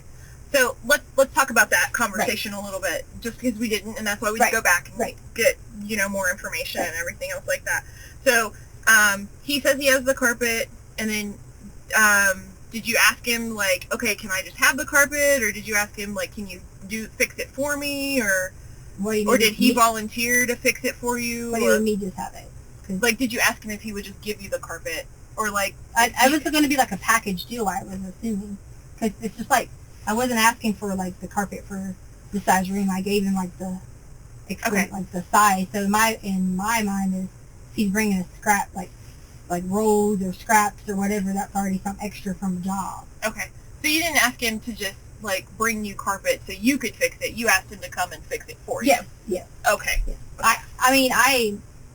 I had it in my mind to fix it, Mm-hmm. but then I was like, you have to measure, and then like because I changed tools, like one side was going to be like this length, so if you cut it different on that side, and it just was a little out of my what I thought process so that I could. Okay. Yeah. Have you if you've never done carpet before? I would imagine that like trying to patch something would be kind of hard, especially if you had to use different stuff to cut it. Okay. Okay. So he agrees to come to your house to fix it. So you give him the address. Yes. I went through the whole spiel. Here's where it's at. Like, here's money. How much we do back home. I mean, it was probably like a good 2-3 minute conversation.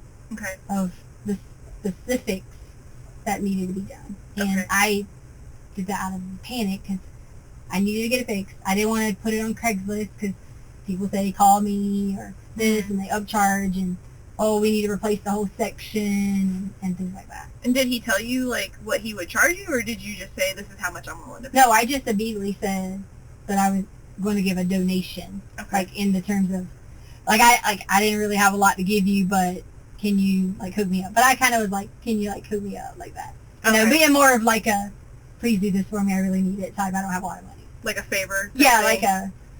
I mean, because if he's on the job working and he makes so much an hour and can make an extra $50 that day, that was 150 might turn into 200. Gotcha. You know, so in my mind of thinking of doing that was back to the times that Harley's dad would do the same thing. You know, he would be like, don't go pay a subcontractor.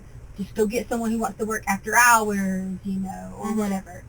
And so that was my thought process. That'd be cheaper, faster. Someone will come do it right away, and then we're done with the situation. Okay. So, what did you tell him as far as, like, how to get into the house and stuff like that?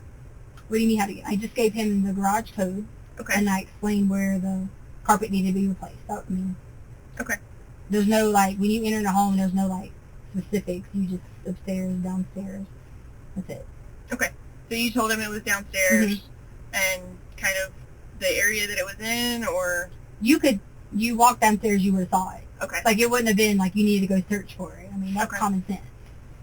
Okay. Yeah. Like, I haven't No, been I'm there, not saying you so- common sense. I'm saying to the person that's common sense, like, oh, there's carpet, you know. Because, see, I had took the rug right here, when I showed the police when they came, I had took the rug and put, like, a piece of carpet that was on it. But the problem with the piece of carpet that was on it was that was a piece of carpet that was from the outside. Oh, Like, okay. you know what I'm saying? Like, we walk on it. And, It was like an extra piece. That, right. And I mean, sure, they could have, you know, used the same carpet, but I needed a carpet to fit a specific size. So if someone Sure. had extra carpet, then why not go ahead and fix the whole thing, you know? Sure. And we could have a little extra roll for, hopefully if there's ever any emergencies or anything like that.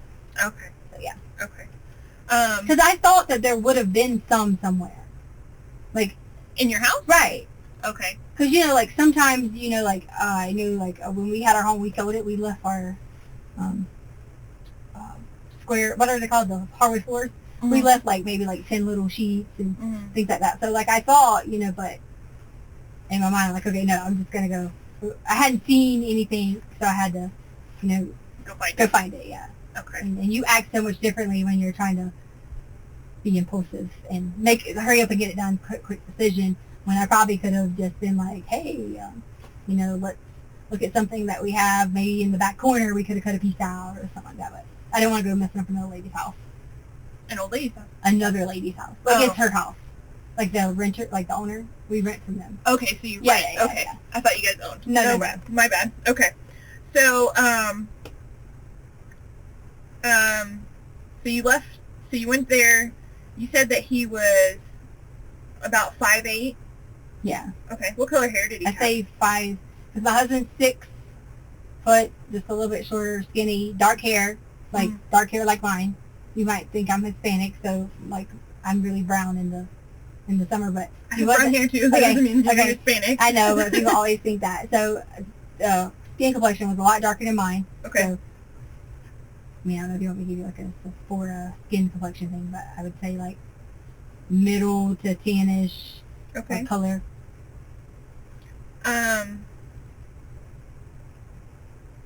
And was his hair, like, did it have texture to it? Was it straight? Was it curly? Well, he had a thing on his head, so it was like a little, I don't know, like a little hat piece or something. And it was just, I can't tell you like a hairstyle because he had like a little brown like strap thing around it, but it was just like almost like jet black hair. Okay. But it wasn't like long. Okay. And then, what was his face shape like? Maybe like a little chubbier than mine, Okay. like more rounded. Was there anything about his face that, like, stands out that would help us be able to find him? Like, that would we be able to be like, that's the guy right there? Like, did he have Well, I would notice there was, tattoos, like, or- Sounds bad saying, but like maybe like a little bit of is it craters or like the little holes. I don't say holes. like you know how you can see some people and it's got like a little like holy like skin from the acne. Like acne scars? Yeah, like scars. Okay, yeah, that's really good stuff. Yeah, so don't feel bad about telling So us. like acne, like scars were kind of like present just a little bit there. Okay. And not bad though, not like, you know, super bad, but it could have been like even more like wrinkles or like whatever. But it's just a little section of like right here, but you can tell it was just like from like age or whatever. Okay. Or maybe even from dryness. I don't know. I wasn't giving him a skin consultation, but I do remember there was like little spots here. Okay. Did he have any facial hair? Yes. He had a mustache that went right here, like around in this area, and that was completely it. Okay. It went like this here. Like the... Okay. Yeah. I'm trying to give you this because I don't know how to say the wording. Okay, just a mustache. Yeah. Okay. And you said his hair was like jet black. Mm-hmm. Do you remember like could you tell approximately how long it was? For his hair? Like, was it long, short? Yeah, I just told you that. I just said it wasn't long. It was, the belt like barely fit around it and like flat, like, you know, like little flat pieces here. Mm-hmm. So, not bald, but not long. Nothing was hanging on the shoulders or anything like that. But it wasn't like a military cut or anything like that. Yeah, no, not a military cut or anything at all. Okay, so kind of like medium length. Mm-hmm. Okay. And then, how old do you think he was? I would say easily late 30s, early 40s. Okay. But and based upon me thinking that too about the facial structure. You know how you can look at some people's skin and the lacticity or whatever it is different. So like those little, you could tell that had been there for a while. Okay. Almost like it was like I don't want to say a sunburn, but almost like you could just tell something had been. That's the very unique feature I just wanted you to have, because that wasn't something that, you know, like, hey, did the person have lipstick? This was, you know, on their face. That's going to be permanent. Sure. Do you remember seeing any tattoos or any other like No, large I didn't remember scars? seeing. I just remember the vest. I didn't see any tattoos. He had a shirt under the vest. I know, shirt or jacket. Okay. I mean, like, I say under the vest, but like, you know how you have the vest over and people wear the shirt? Yeah. That's like a Colorado thing, so that's kind of... Yeah. What color was the jacket? Do you remember? Or I the just remember the red part, because remember I told you earlier, I was like, I think it's red, but I was talking about this top layer. Yeah. That the vest was red. Yeah. Yeah. And I didn't know if you remembered what color the shirt was that was underneath. No, I or don't. if you- Okay. I don't. And then you said he had boots on. Yeah, he had on like the Rocky boots, or like the construction boots that everybody wears. Do you remember what color they were? Yeah, they were that light tan, like a sand. Okay. And he had, remember I told you he had the belt thing. I don't know, everybody has a belt, but I just... You said it was a tool belt? Yeah, it was like a strap thing that had a pocket. That hangs. Okay. Yeah. And remember I told you that it was jeans. But I don't remember like a specific color. It was just, oh yeah, you know, you see somebody, you're like, oh, person in a black shirt, person whatever. I didn't.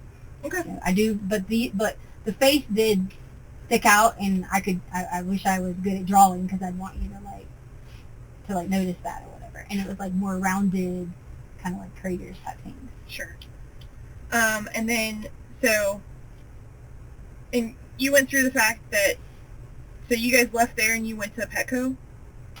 Well, we already talked about, I don't know if I got gas beforehand or not, but I told you guys I would be more than willing to give you the information from exact travel for the route, but we immediately left the Worsted Ranch area, if that's what you're asking. Okay. Yeah. So what was, you had said you were going to leave him the cash on the bar. Did you go back and put that there, or were you going to, or had you left that there whenever you left? No, so we have, I always have, everything that was in with all the notes and everything like that was in the drawer that sits on this side of the kitchen or whatever. Okay. I had cash put in there because I had gotten cash. I was playing the lottery. So I had gotten cash back from the lottery, and I had already laid it out on the counter. My mindset was, the reason I already laid it on the counter was not because I had it predetermined I was going to leave it out for a specific person. I already had it laid out on the counter because I was going to give that money to Harley, because Harley has been paying on the dog, because Chance, we finance him. Okay. I say finance him, but she's paying him back or whatever, and we always give her a portion of Chance and a portion of her car payment. So I was going to give that back to her anyway. Okay. And so in that moment, I don't even remember when I came in that I checked to see that that the whole month, I left her $100, but Okay. I didn't check in the moment if that $100, like when I walked in, I didn't say, hey, there was only 20 there. And my mind wasn't thinking about, like, it was gone, so I thought, okay. But in my conversation with him, here's how much you want to do, donation, blah, blah, blah. So when I come in, I didn't think to go look to see if he left the remainder of the $100. Like, that just wasn't in my mindset, because it was already there on the counter whenever you had left. right, and that was just because when Holly got in, I was going to tell her that was usually, like, I Zilly her money, or, like, whatever we pay. You what? Zilly. Oh, I haven't heard of that one. Yeah, everyone else does Zilly, like, so it's kind of like Apple Pay or whatever. Okay. So usually, like, I Zilly her money or things like that. But Albert knows this. I haven't had my USAA credit card in such a while, so I didn't have a way to go get it or whatever. So I had lottery ticket money. Okay. So I was like, I'll just use the lottery ticket money that I'd been stashing to go buy new lottery tickets. Okay. And do you remember, was that, like, when you put it out there, was it like 20s? Yeah, so 50s, it's all, 10s? yeah, it's always tens, and the reason it's always tens is because I tell myself I'm not playing anything like above the 10 amount. Okay. And I go to the Safeway all the time and put it in that machine. So if Okay. you put more than $10 in that machine, they're going to keep it. You have to Oh, okay. you have to ask, like, I put a 20 in there, you got to spend 20 in lottery tickets. Okay.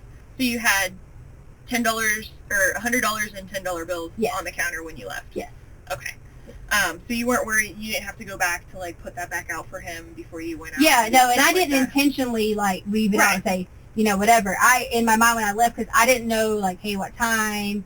I didn't have a specific time. I knew I needed to be back before Lena, but usually Holly gets off at 3:15, so I was assuming she might meet me back home. Okay. But she worked. Remember I told you, like, they were having people having to take shifts and all that. So she ended up working till later in the day. Sure. Okay. All right. So, and then you come home. Let's talk about what happens when you come home. Okay. And I know that that it can be difficult to talk about. So. And I didn't want to talk about that part without. I'm one of those people that tries to like not think that mental health is always an issue or like things like that. And in my mind, I was afraid of the whole, like, oh, it causes mental health problems, like that type of thing. So, Sure. so talking about it, I'm trying to, like, don't think if I'm like emotions, I'm trying to be the blocker to think that I'm not going to let that be a stigma that I'm going to have mental health problems because of this. So that's No, and what I was going to say is because, I've been a special victims unit detective, and so I've had to investigate different types of assaults and sex assaults and stuff like that with adults and children. right. And so I just kind of want to let you know, and this is, I would let anybody that I was going to have this conversation know, that that's what I've experienced with, and that it can be a hard thing to talk about, and that I understand that. And that it can be kind of a sensitive subject, and, like, people don't always want to say specifics, but for us, like, to be able to document everything and to be able to really pursue it, we have to get into the specifics, and I just want to apologize up front for that because I know it can be uncomfortable. Does that make sense?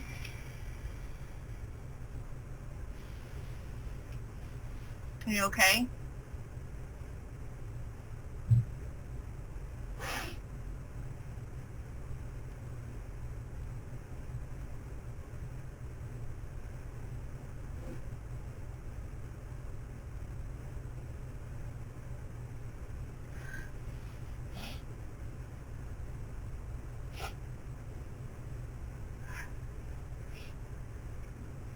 Do I have to talk about that?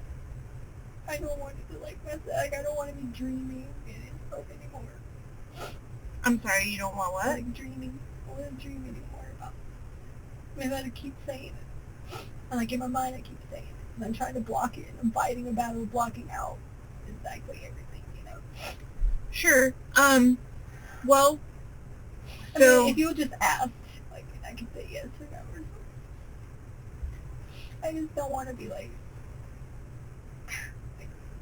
really specific in terms of, are you talking about, like, you're going to ask me questions about, like...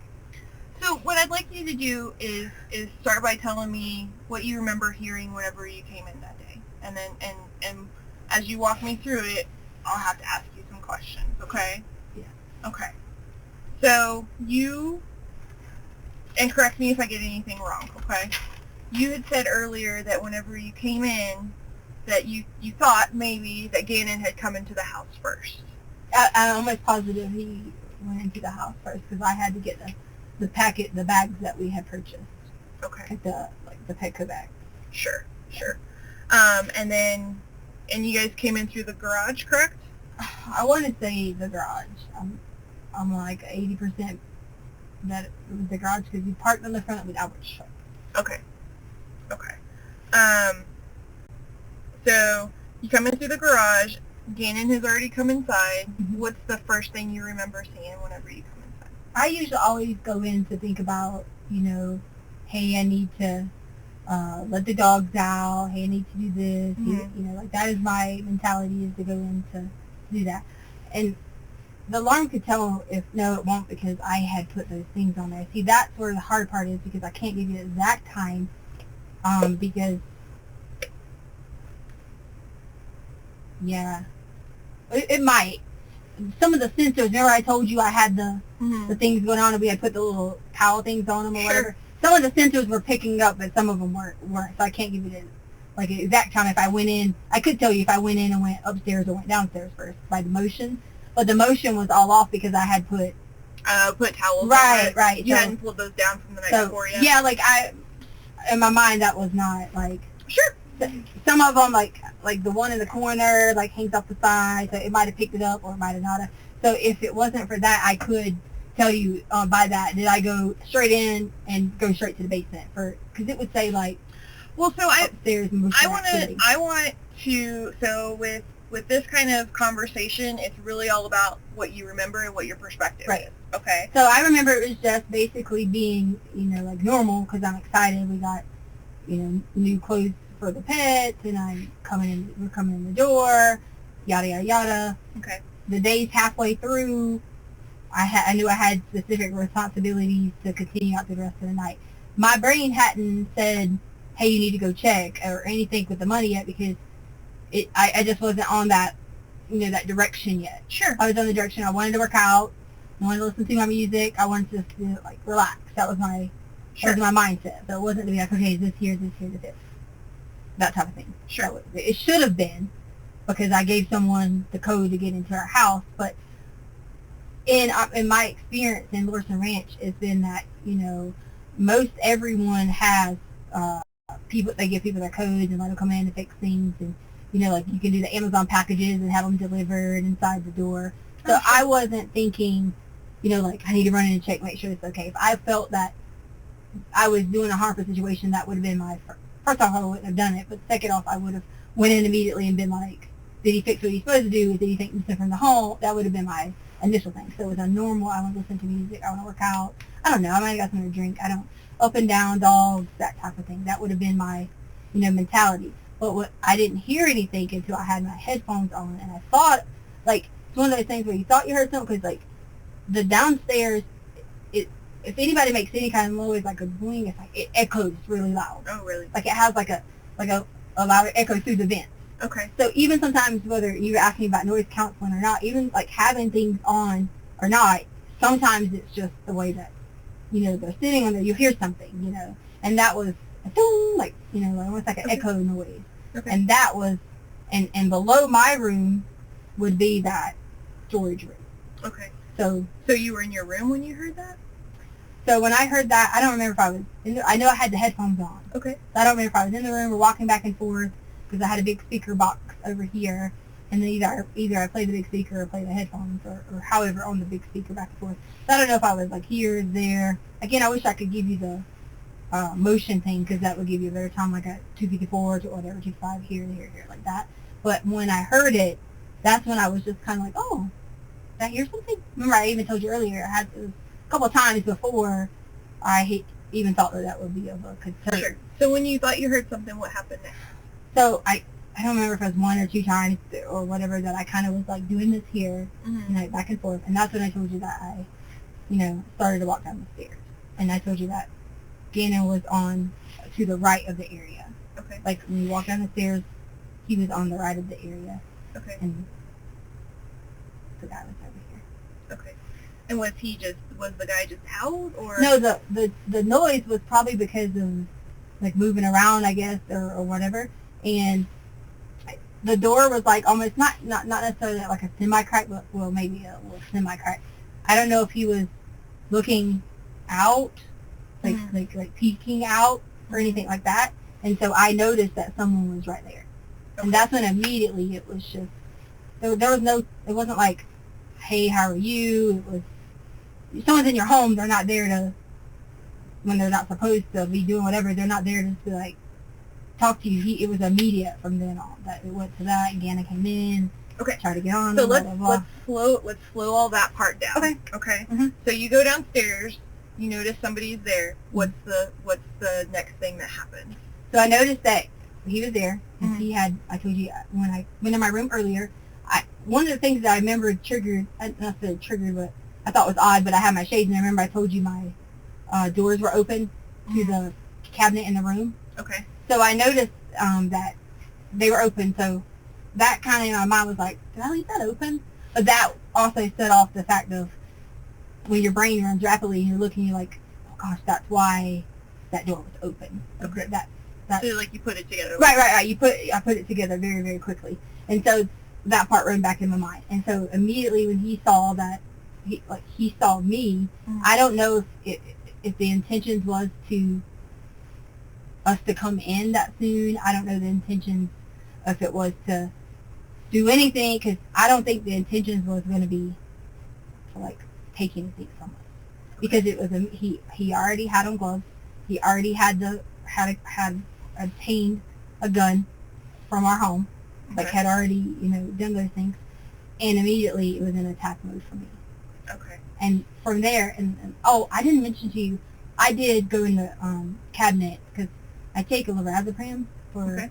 anxiety, Mhm. and I was like already super anxiety from like having all this, like going on and stuff with the like fire and stuff like that. So I took 2 lorazepams. So I did go in and take two lorazepams and blah, blah, yada, yada, yada. And that was in the cabinet, the lorazepam, or was that somewhere else?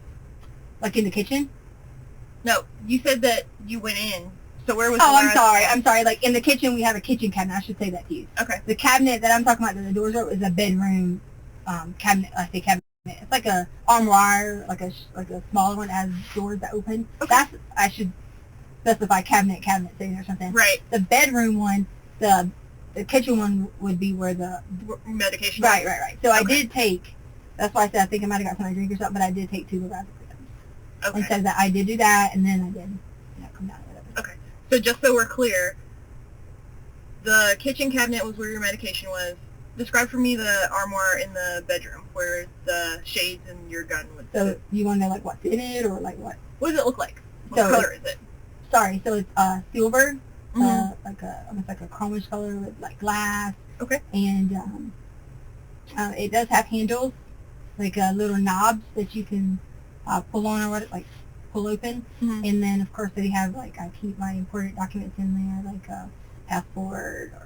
Does it have drawers or anything? No drawers. Okay. It has the insert. Like shelf? Yeah, the shelf. Okay.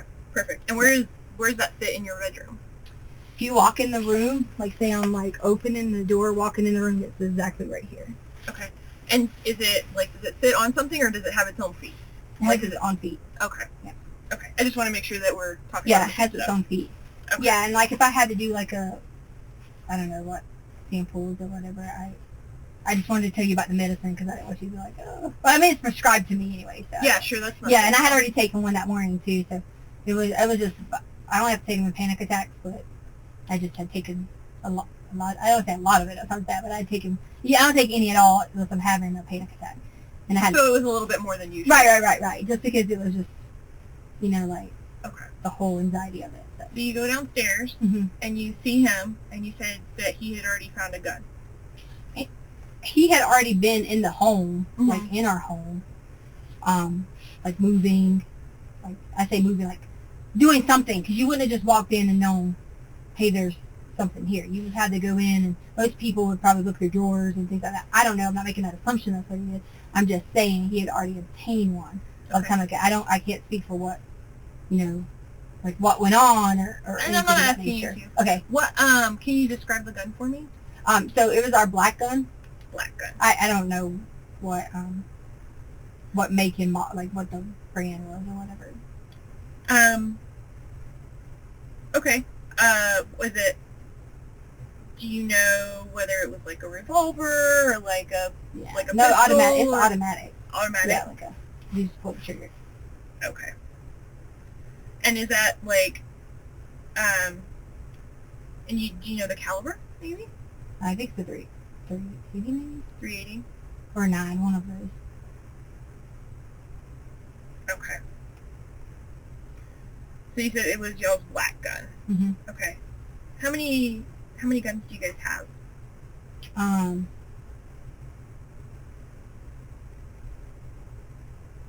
4. 4? Okay. What kind are they? I don't know the big one that Albert has. It's kind of like an AR something. Okay. And then there's the shotgun and the two. I think they're both 2 380s. 380? Yeah, I think I think it's like a 380 or like a Sure. they're both 380s. Okay. And are they both black or like sometimes they have like the colorful one? Yeah, mine's like a teal color. Okay. So you have a black one and a teal one? Yeah. Okay.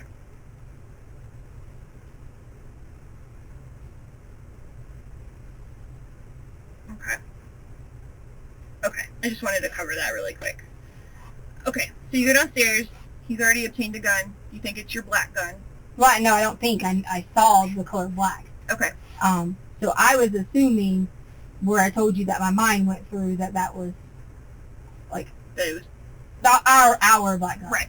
Now, at that time, I wasn't 100% if it was or not because Mm-hmm. there's plenty of black guns. Sure. So tell me what happens next. So, do you want me to go through the whole like assault again? Well, we need to know like more specifics about it. So you said you saw him and that he had the gun and then he attacked you. How did he attack you?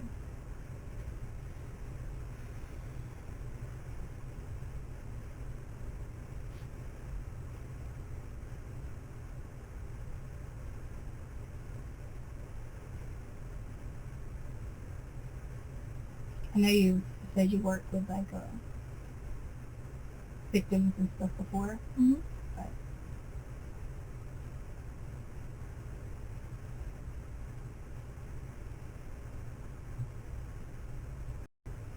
it's hard to tell someone about people like touching you. Sure, I get that.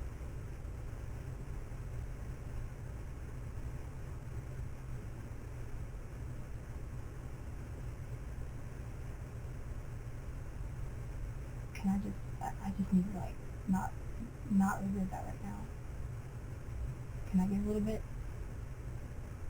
Like you want to take a break or? I just you're wanting me to give you like play by play basically of an assault is very hard for you to ask me to do. Okay. That's not like me explaining how to play a game. That's very difficult to explain what you remember. Well, and we can take it slowly, and you can tell me what you remember, what happened, and stuff like that. You know, I want to make sure that you're okay, and I want to try and find Gannon, right? Right. Okay, so the more details that I have, the better it is that I'm going to be able to try and help you and to try and help Gannon. Right. Okay? Well, me telling you about an assault on me is not going to get like a faster result unless we like actually put some action into it, you know? What do like, you mean? Like, I don't know, like action, is it too late to like check your body? I mean, is it No, it's not. like those type of things? Is that like, It's not too late at all, actually. No, it's not. And if you want to do that, we can actually absolutely get that set up so that we can make that happen. So it's definitely not too is late. it like a private like area or like how does that work? So what it's called a SANE exam, and they're done by forensic nurses. Okay. at the hospital. Okay. So it's like in a actual, people Yep. wouldn't know that's what you're there for. And so, I mean, well, obviously the nurses would, Right. but not like just whoever else is in the hospital. Right. No. And so, because it is like a, because it's a forensic thing and because it's part of a criminal case, you know, obviously this person who assaulted you, you know, so that we could gather evidence to, Mhm. to make sure that, you know, when we find him, that we can prosecute him and stuff like that. Mhm. We would want to take you over there to the hospital, and we get the forensic nurse to come and talk to you, Okay. and then they have paperwork to go over with you, just like any other kind of like bureaucracy or anything else like that, Okay. right? And they get your permission to gather that evidence from you and to do an exam. Okay, and they're all females, all the nurses. Okay. So, and you know, they have their process that they go through, and they collect all that evidence, and then that's turned over to us. Okay. So it's not too late at all to do Okay. that. So that was my. But we need to know what happened, because just like if, you know, like, and this is just like a totally off the wall example, but like if your kid comes in and tells you, Yeah. hey, mommy, I'm hurt because Yeah. I fell down, well, you need to know where they fell and how they fell and whatnot so you can help them. But that's the easy, Right. easy thing. But when you're doing several different things in your brain, and not to mention you're being violated physically, Mm-hmm. it's hard to give that specific, you know, details. I remember the pushing me in the room. I remember Okay. having my head hit. I remember those things. Sure. And what I'd like for I you to remember my clothes getting taken off. do... Okay. Okay, but I don't want to be telling you this got taken off. I don't want to be on that. And that's not what it is. I would tell that to like a nurse, you know, in the specifics, so that that could assist in the process. But maybe I would. I say I would, but I don't know. It's just a hard thing to be like, okay, your pants are tight. You remember this, you remember that, like that. Sure. And really, we need to know like the narrative of it, and there will be some stuff that I would ask specifics of. And if you remember, you remember, and if you don't, you don't. Or what you can say is, you know, well, I remember that, but I don't want to say. No, I'm not trying to not tell you anything. I just, Mhm. it's just a hard process. I guess maybe I'm thinking you're asking me too much details. Maybe I'm overthinking what you're asking me. So do you want me to like I said, do a play-by-play of what I remember, like as far Sure. as like What- clothing? Like, and, well, just start at the beginning and tell me what happened, okay? so, sorry, I just think that's come off. Sure. So when he pushed me into the room, Okay. I remember like a battle process of like, you know, like back and forth, you know, like that type of thing. I remember that type of thing. Tell me more about that. The battle back and forth. Well, if someone he's not much bigger than me, so Mm-hmm. it's not like it was this big, powerful person that, I mean, I feel like I'm fairly kind of a little strong. Sure. So it wasn't just here, get on the ground. It was, you know, like getting, like, move around the room. I don't really remember, like, which direction. Sure. After I hit my head the first time, that's when it started to be a little blur into what was happening next. Okay. So. And remind me, what was it that you remember hitting your head on that first time? I think I want to say it was that red and black table. I'm sorry, red and blue table that was in Gannon's room. Red and blue table? I feel like it was the red and blue table that was in Gannon's room because I remember like going back to hit my head. Okay. Okay.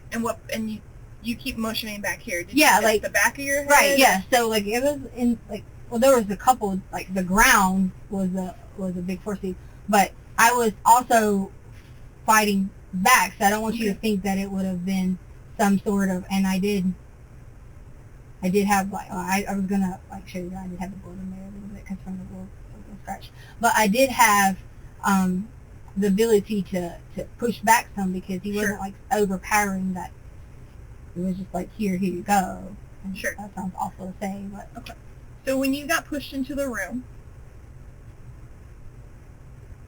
and you got pushed, like you guys are doing this battle back and forth, and you hit your head, did you end up on the ground first? I don't remember. I'm sorry. Okay. I don't. I just remember hitting my head, and I remember the next time I hit my head, the second time that he came back after me and tried again. So there was a couple of times that I kind of was in and out of it. And So what not to mention, I had taken lorazepam, a little extra than usual. Mhm. So it was, you know, a little bit, I don't know how to say, like, out there. I did not know, I'm not bad, but it was Sure. kind of like being, like, zoned out a little bit. And Sure. it was almost like I was out, like, blacked out. Okay. Because it was one of those things where I could, like, hear what was going on, but I didn't, like, know what was going on, or vice versa. What do you remember feeling? There was not, like pain as far as, like, your female part. I Okay. feel like the pain was on the struggle of, like, your body was tired. Okay. So, like, it's tired in trying to, like, your brain's telling you don't give in, but your body is just in a tired mode. Okay. And that was, it was more of like I just almost, it's almost like I was giving up, but I wasn't, you know, like, once we were, you know, I can't talk about that part. So are you saying, like, once did he penetrate you?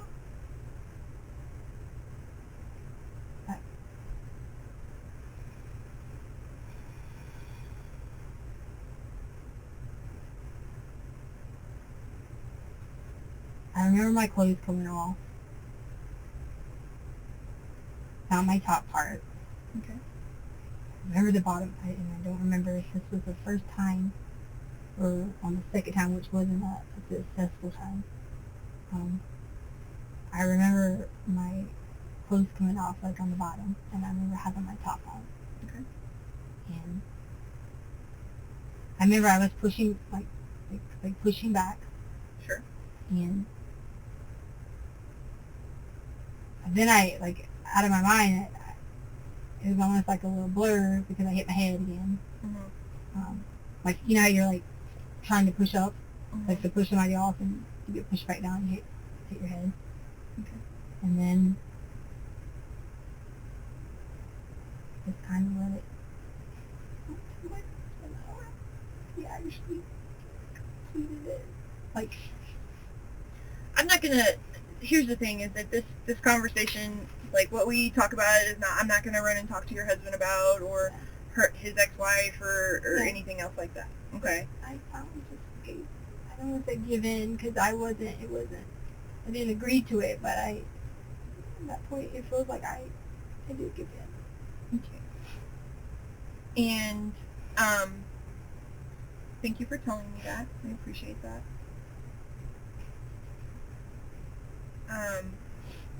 When you say that you gave in and that he completed it, do you?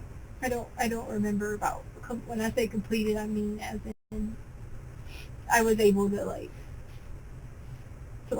have that bolt of energy to, like, you know, get up again, you know, type thing. I don't know if there was, like, completed. I'm not wanting to think about that.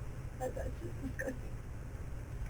So I'm not asking if he, like, ejaculated or anything else like that. So I was like, That wasn't my question. okay, I'm sorry. That's what I thought. So my question is, did he put his penis in your vagina? Right, yes. Okay. Do you know... Okay. Sorry, that question. And that was when you were on the ground? Okay. And you said that he was pushing you down. What part of your body was being pushed I down? don't remember. Okay. So you said that, like, you kind of, like, came back up. At but some then- point, I don't remember. Okay. I don't want to give you wrong information about step by step about my body being violated. I don't think that's fair. Like, I don't think that's, because then every time I have to keep saying to you, like, this is happening. And I have to say that to you again, and I have to say that to you again. Difficult. Okay. Was there anywhere else that you were penetrated? No. You mean like in the area? Yeah, anywhere else on your body? With the penis? Mhm. Yeah, no. Okay. And then at some point it ended. Okay. What happened next after it ended? So, but it didn't end at that direct moment because remember Gannon comes in. Okay. Like, Tell me about that. Gannon comes in to like jump on him. Okay. Like, to like kind of help me out. Okay. And so I don't remember anything but like laying back, and I remember that I could like hear that Gannon had came in. Okay. I could hear that he knew this is not what you're supposed to do. That Gannon did? Yeah, like Gannon was aware that someone was trying to harm me. Okay. He might not have understood the complete in essence of it, but he understood someone was in our home and wasn't supposed to be doing what he was doing. Okay. Right? Okay. I mean, our home we're very open. We're always like, we talk about like, oh, you don't have a girlfriend, you don't do this until you're married. So, Okay. So he's very aware of, like that's not how things happen. Sure. In his mind. So he came in Okay. at that point in time. And then I do remember that Gannon was, like, I don't want to say thrown, but like, he can't jump on a big guy. That's a big guy to him. Mm-hmm. 5, 6, 7, 8-ish Mm-hmm. is a big guy to him. Sure. Because he's full of something. And I don't remember from there. I just remember that Gannon tried to jump on him, and I remember Gannon was over here at this point in time, and then it was just kind of like a blur about what happened, but I do remember after, and when I say finish, I don't mean what you're asking me about ejaculating. I do remember when that was, like, getting up, Mm-hmm. that it was a situation. So when So you, that was when he had the gun to Gannon afterwards, not necessarily at him, but had the gun and had Gannon. okay. Can you tell me more about that? So I just know that in the way he had him was kind of not necessarily at like a here, or if I had like a dummy to show you, it was more of like a, Do do you you have pillow? okay, so it was more of like a just wrapped around, but like Gannon was he recognizing like the gun, he wasn't trying to at that point fight fight back to him. Okay. He was just crying like to me, like to help him. I made the decision to try to send the other kids somewhere else, because what if I would have ran for help Okay. at that point in time? I had every opportunity to run for help then. Mm-hmm. And I'm not a good enough shooter to like, or I really don't, to like run, go, feel like I'm going to shoot somebody, because someone else has a gun too, you see what I'm saying? So I'm just not, my mind wasn't thinking that of trying to create harm if I made a dumb decision. Okay. And that was probably where I should have done some sneaky technique of, I thought about it after, I should have like gave Lena a letter, or something like that and said, hey, go to the mailbox, take the neighbor's letter. Like, this was something I thought about after, Mm-hmm. but I didn't think about it in the time. Okay. Like, in the So, time frame of doing it. so when you were on the ground and Gannon came in, what do you remember hearing? Him yelling, What was he yelling? like he was yelling my name, like directed specifically at me, as in like, Gannon was? yeah, like, What does he call you? he goes, well, I just remember I told you about my name thing. Yeah, that's what I was asking. What he So called he you. was saying Tesha. Tesha? He was like saying, are you okay? Okay. And then that's when he realized I wasn't. Like, and I say I wasn't, but he realized I was kind of like in and out of it. And what were you saying? I was like immediately like doing the first time was doing the pushback, like get off of me. So I And wasn't, you said that? but I wasn't communicating with Gannon. Okay. Like I wasn't saying Gannon go, do this specifically, or like I didn't say like run, go do it. I didn't say anything directly that I recall. Okay. Now maybe I did, but that I recall wasn't specific directions, you know, to guide him in any direction. That was more of like I say a battle, but like a back and forth thing instead of being. But at that point, I do remember like when I was down and you kind of get like that little concrete where your head jars back a little bit. Right there, where your head jars back a little bit. It kind of made me a little like dizzy a little bit. And was the man saying anything? I don't remember anything but noises. What kind of noises do you remember? Noises. I can't guess. That's the thing, right? So like I can't put words in your mouth. I can't guess. So I know like.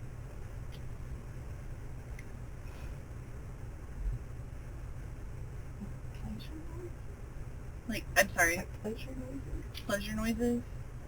I mean, I don't know how to describe it like pleasure noises, but like currents and sounds. Okay. And so he's making pleasure noises, and then Gannon comes in and yells your name. What does the man do? I don't remember specifically. He just came in and yelled my name, or if he jumped first, but okay. What does the man do? It was more of like a this, but he was still inside of me. Okay. Kind of. I say kind of, but like he's moving. Okay. So obviously he's got to put more. Like, you got to put more like force on your body, Okay. and that's just when I just started to cry, because it was like a giving up, kind of like a giving up type moment. I'm sorry that you are upset by that. And it was just, because what, I mean, what are you supposed to do at that point? Sure. You could keep trying to fight, but they already taken something from you that you only have personally with yourself. Sure. Do you remember Gannon saying anything else other than your name?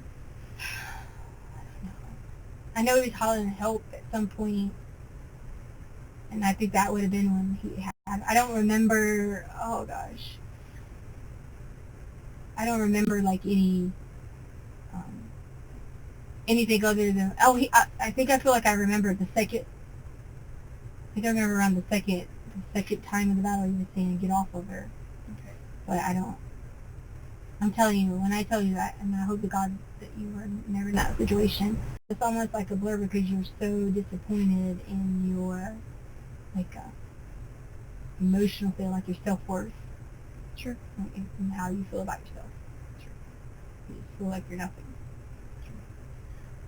What did you smell when this was happening? I was going to say that to you, but I forgot to, like, earlier, and again, you didn't ask me that because I would think about I could smell like a very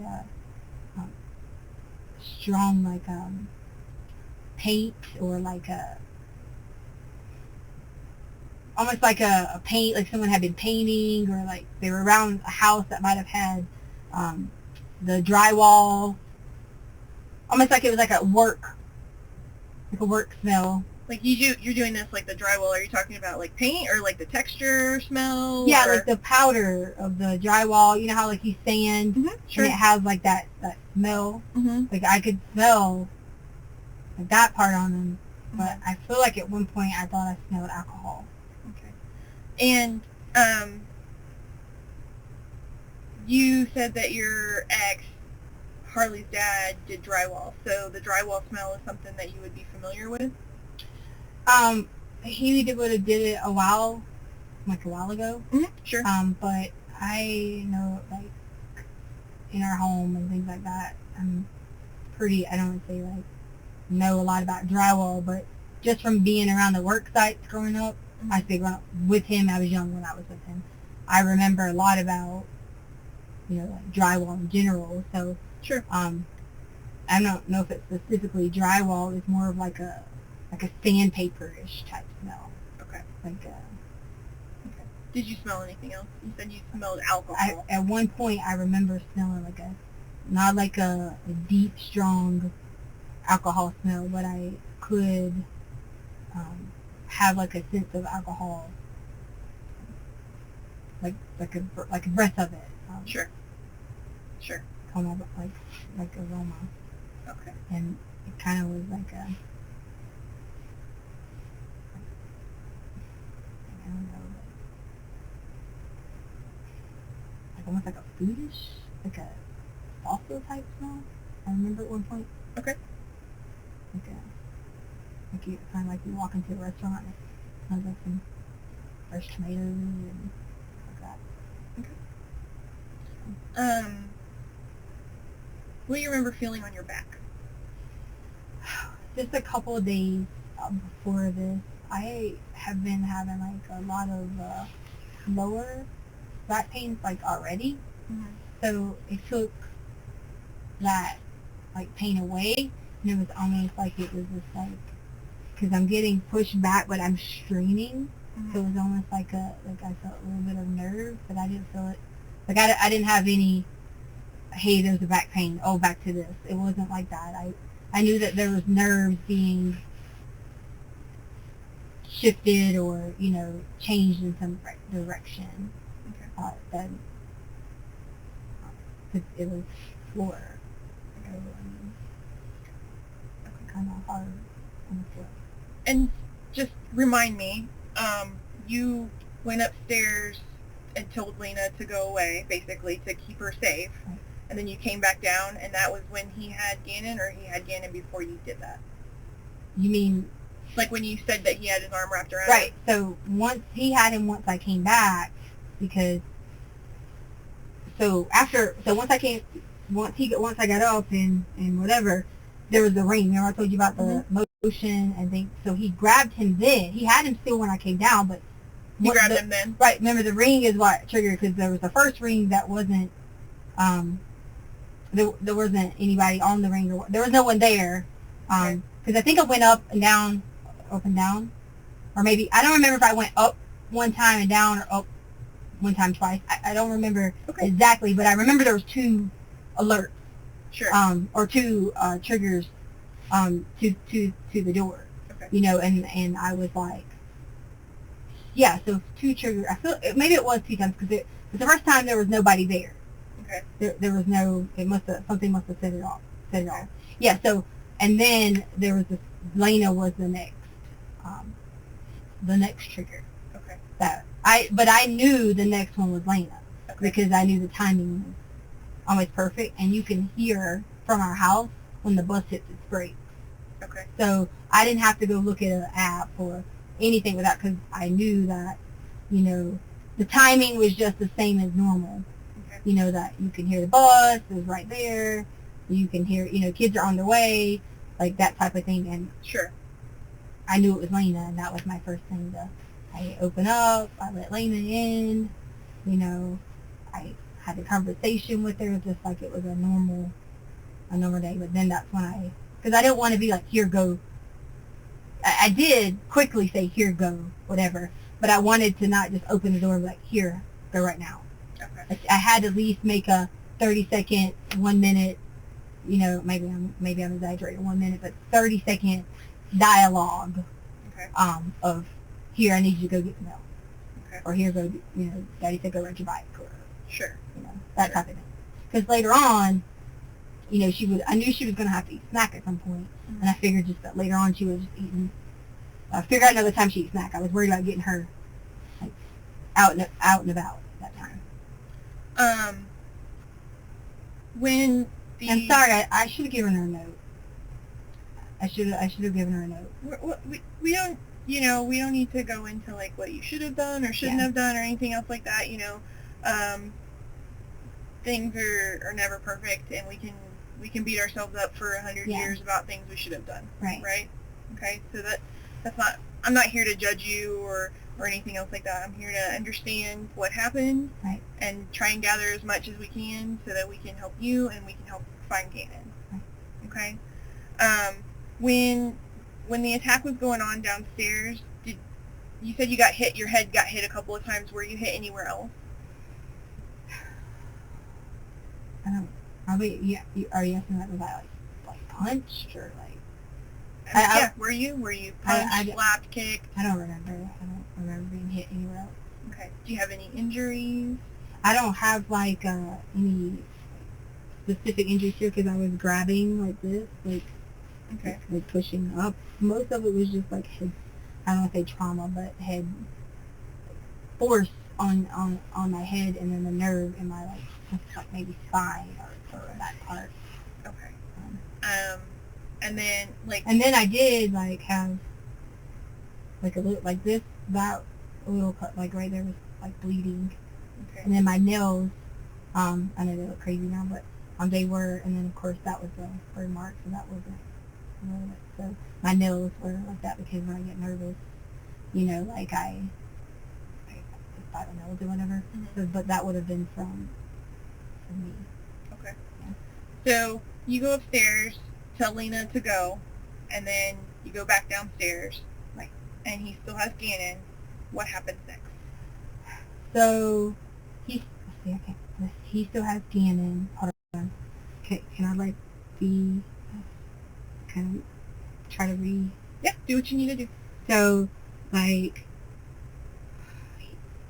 he was the first time my body, and then he has Gannon, and I don't want to make sure he's not hurt, so I go upstairs, come back down. Oh, that's when he was asking. Well, he wasn't asking me. He was demanding different things. He was demanding like I probably didn't tell you that earlier, but I do remember that now. Okay. He was like demanding things from me.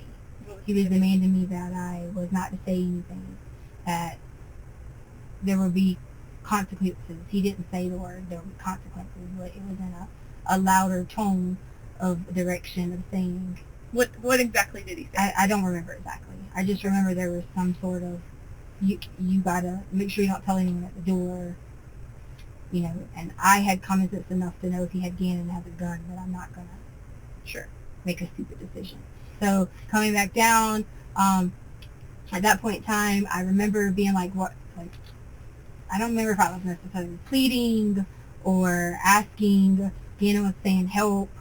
I didn't have a weapon. I couldn't just go grab and he hurt him.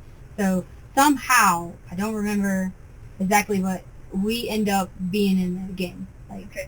Being in a commotion again. Mm-hmm. And that's the second time that he was attempting to try. And that's when I kind of went completely on blackout, and I don't remember. Oh yeah, I remember I told you he was demanding different things, Mm-hmm. and I gave him a brown suitcase.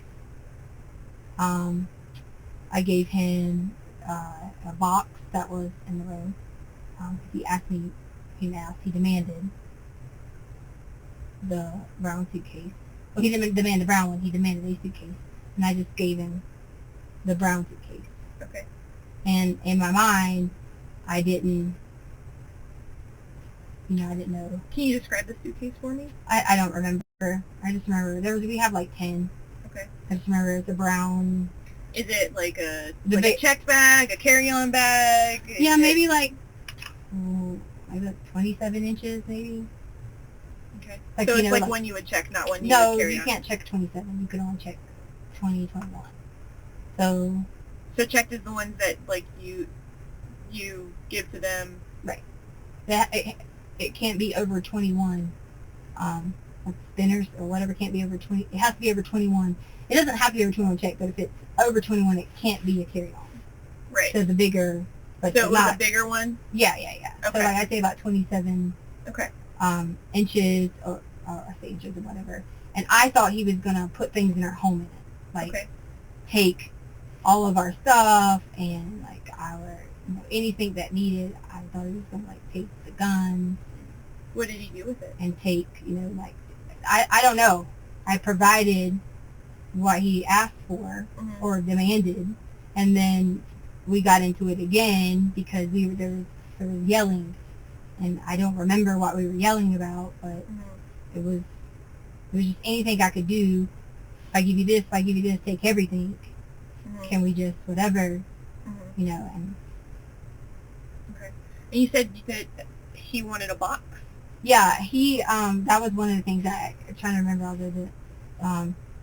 That's why I said I thought he was gonna pack our like whatever there was in our home. Because originally I didn't think that he was in our home to take. Remember I told you I didn't think he was in our home to take something because he took from a gun.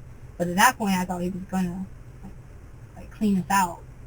Or I say clean us out, take whatever he could. Like steal things. Right? Yeah, like steal things from us because you can, if you're in Morrison Ranch and you're like, oh, I'm going to the airport, but it doesn't look like you're walking out the front door with a TV. You see what I'm saying? Right. So that was my mindset of like. Oh, so you think that he was going to, correct me if I'm wrong, but it sounds like what you're telling me is you thought he was going to take stuff from your house and put it in the suitcase in the box and make it look like he was going to the airport. Yeah, like not like he was stealing from you. Yeah, and I don't want to say specifically the airport, but like it looked like to going make to it travel. Yeah, so like in my mind, I'm just thinking he's about to clean this out, but I don't really care. Take everything. Sure. That he wants to take. That was like in my mindset, and then I remember there was like talking or yelling, or I don't remember how we got to part. The second part, but I remember he wasn't able to, and of course between all that, I mean, I wasn't running around naked. I had to put my pants back on. Sure. And and that was a awful feeling. Like, I mean, it wasn't like, I just ran upstairs and I had to, like put myself back together. What do you mean by put yourself back like together? my pants. Like I couldn't. If I would have showed up at the front door or whatever with Lena or anyone. I mean, I walk around in like shorts and all that. But I'm saying like it would have been, and like you said, we're not going to go on what I should have done, but it could have put off alarm to this is what you need or whatever. But this is my daughter. Is it okay if I just let her?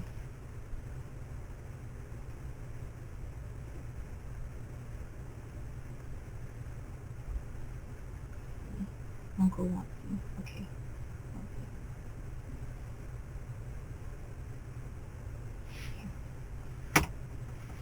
Sure. Do you remember?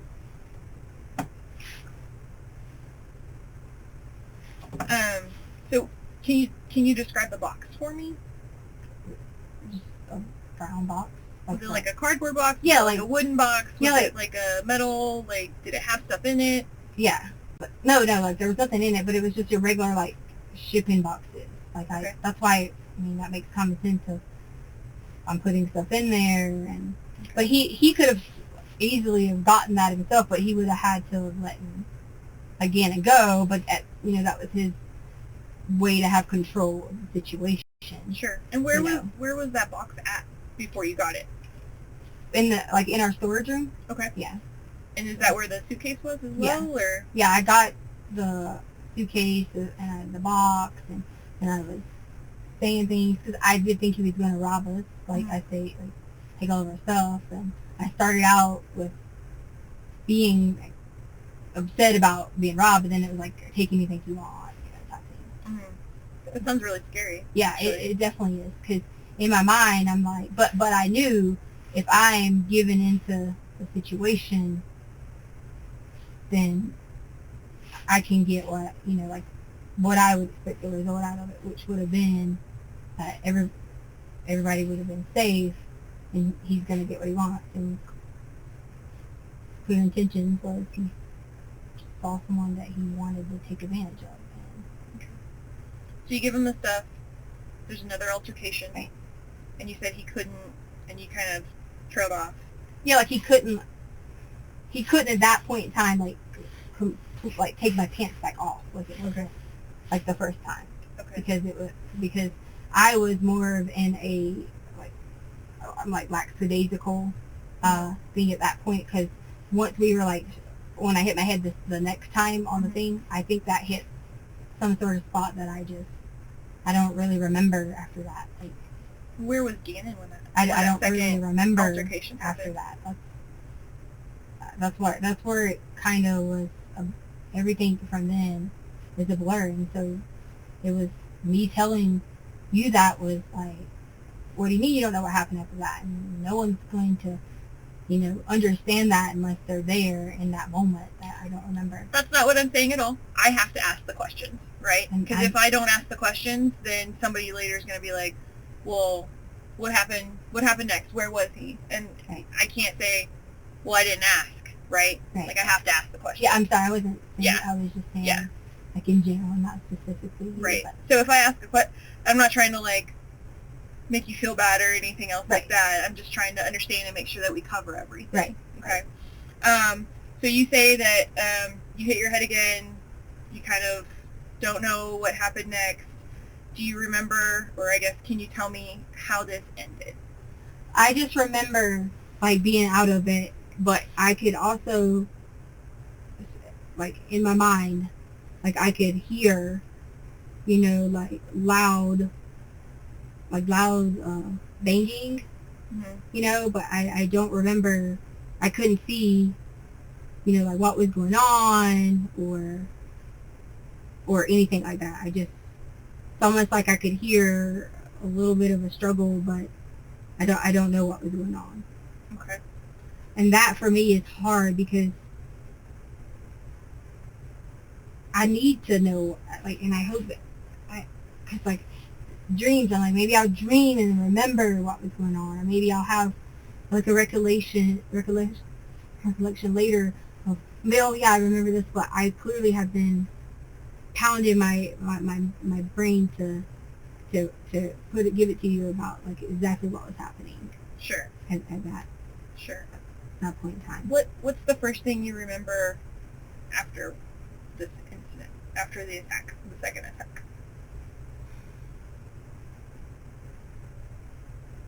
I just remember being like, where's Gannon? And I was freaking out because I didn't know where he was at. Okay. And I didn't see anything that would have told me. And I thought he was hiding. Okay. Like I thought maybe he was in the closet or, somewhere hiding so that he knew, like, he would be okay, like, away or whatever. I thought he was hiding. Okay. What was the first thing you did after this happened? So I was calling his name because I did think he was hiding. Okay. And at that point in time, once I realized that he wasn't hiding, I went into that mode of, like, okay, I'm gonna fix this. Help me understand how you understood that he wasn't hiding. Well, because if I am saying to him that I assumed that everything was, I didn't see the guy in my, like, sight, I'm assuming that he was hiding, like, in my mind. So, like, I didn't see the guy, so I'm assuming he's hiding, so then I'm asking him, like, Gannon, where are you, Gannon? Okay. So then when I realized Gannon would come out, or again, I can't say we do different things at different times, but if Gannon thought it was safe, he'd come out. Mm-hmm. So then, in my mind, to be honest with you, when I said I'm going to fix this, I thought Gannon was still hiding. Mm-hmm. So when the detectives, like, searched the home, I really was hoping that's what was going to happen, and he had been scared to come out because he didn't know if it was safe. Okay. Or maybe if he was, like, had hit his head or something after what I don't remember, but he could have been, somewhere hiding and maybe got, I don't know. I don't want to make assumption of how he could have maybe not been aware or alert. My thought process was when the guy said he was going to search the house that I was going to find him, like, we'd find him, that's when it really set in that I didn't know where Gannon was at. Has Gannon ever hid in the house before? Not that I'm aware of. I mean, they play little, like, back and forth of, like, like, hide behind the sofa or, like, boo. But it's only, like, a little bit of time. But but we don't have, like, a violence of, him seeing another man hurting someone. So I would think in that moment he would have been hiding. Okay. But he wasn't, prone to be like, I'm going to hide out. But his personality is very like mellow and like actually getting along with people and that type of thing. So yeah, I didn't think that somebody talked to the school and like they had said that he was pretty laid back and just kind of quiet. Right, and that would have been, my thought. Again, I wasn't on his medicine, so he has a different, the way he acts is differently than when he is on his medicine. Sure. So he would be a little more hyper, so that's why I would have expected, that he would come right out. But then, because on his medicine, he'd been more like zoned out, knew how to make decisions correctly, because he would have been, he's just like that. When he takes it, you give it to him, he can't do any schoolwork unless he has a medicine. Okay. Like, reading off everywhere, so my mind was thinking he didn't take his medicine, so. What's his behavior like when he doesn't take his medicine? It's not bad. Like, it used to be where you couldn't get him to focus on anything. Like, if you went to church, he could not sit in church without electronics. Again, I know that might have been a little bit willful, but it was, he needed something to have that attention, because ADHD, he needed something to have that on. So without his medicine, he could, and like on the hike, he might run way up there, and then we catch up with him. Because like that much energy. Okay. And is that what it was like on Sunday? You mean at the hike? Yeah. It was like he had the burst of energy, but then his stomach was, when his stomach started hurting and he pooped in his pants. That's when he took more of he was able to control it, because he was focusing on his obsessions on cleaning his body. Okay. Because, imagine like walking around. Sure. That would be uncomfortable for pretty much anybody, I think. Okay. What happened to the gun? So the gun. This is how I knew. I didn't know in the time that the gun was ours. I didn't know. I didn't know in the time the gun was ours. I just assumed, because it was black colors, that it was.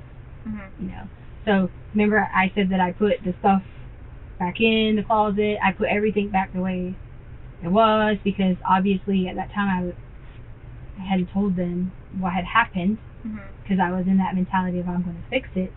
So I put everything back in the position that it was, and he did not take the gun. Or he couldn't have, because the gun when I left it would have been upstairs.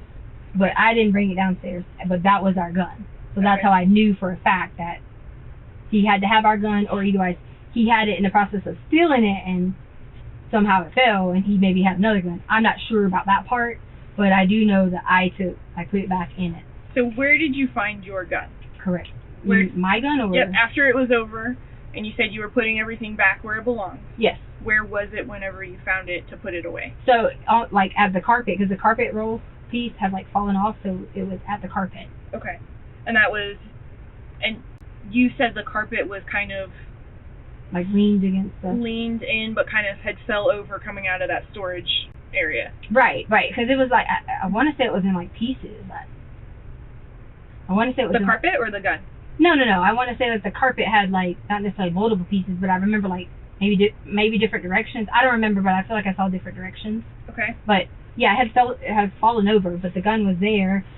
I didn't see where Gannon was at. That's why I assumed in the situation that he was hiding. Okay. I didn't think that there was a concern, at the time that, Okay. Describe for me what Gannon's room looked like after this happened. I just remember putting things back together. Like, I say back together, but like, I remember I had already like straightened out his room from before, because when he had the like burns and stuff, and I do remember Gannon was I do remember Gannon was bleeding, and I think from the hassle could have been something with his arm. Okay. But I do remember he was like, he did have like blood and stuff like that. I do remember at some point that he was bleeding, and I want to say, I remember he was on, not necessarily on me. I feel like at some point in that, Gannon might have, the first time he might have like landed on me, or somehow I was like holding him, not necessarily holding him, but could feel like he was there. Okay. So I had that, like knew he was here, but yet I was still,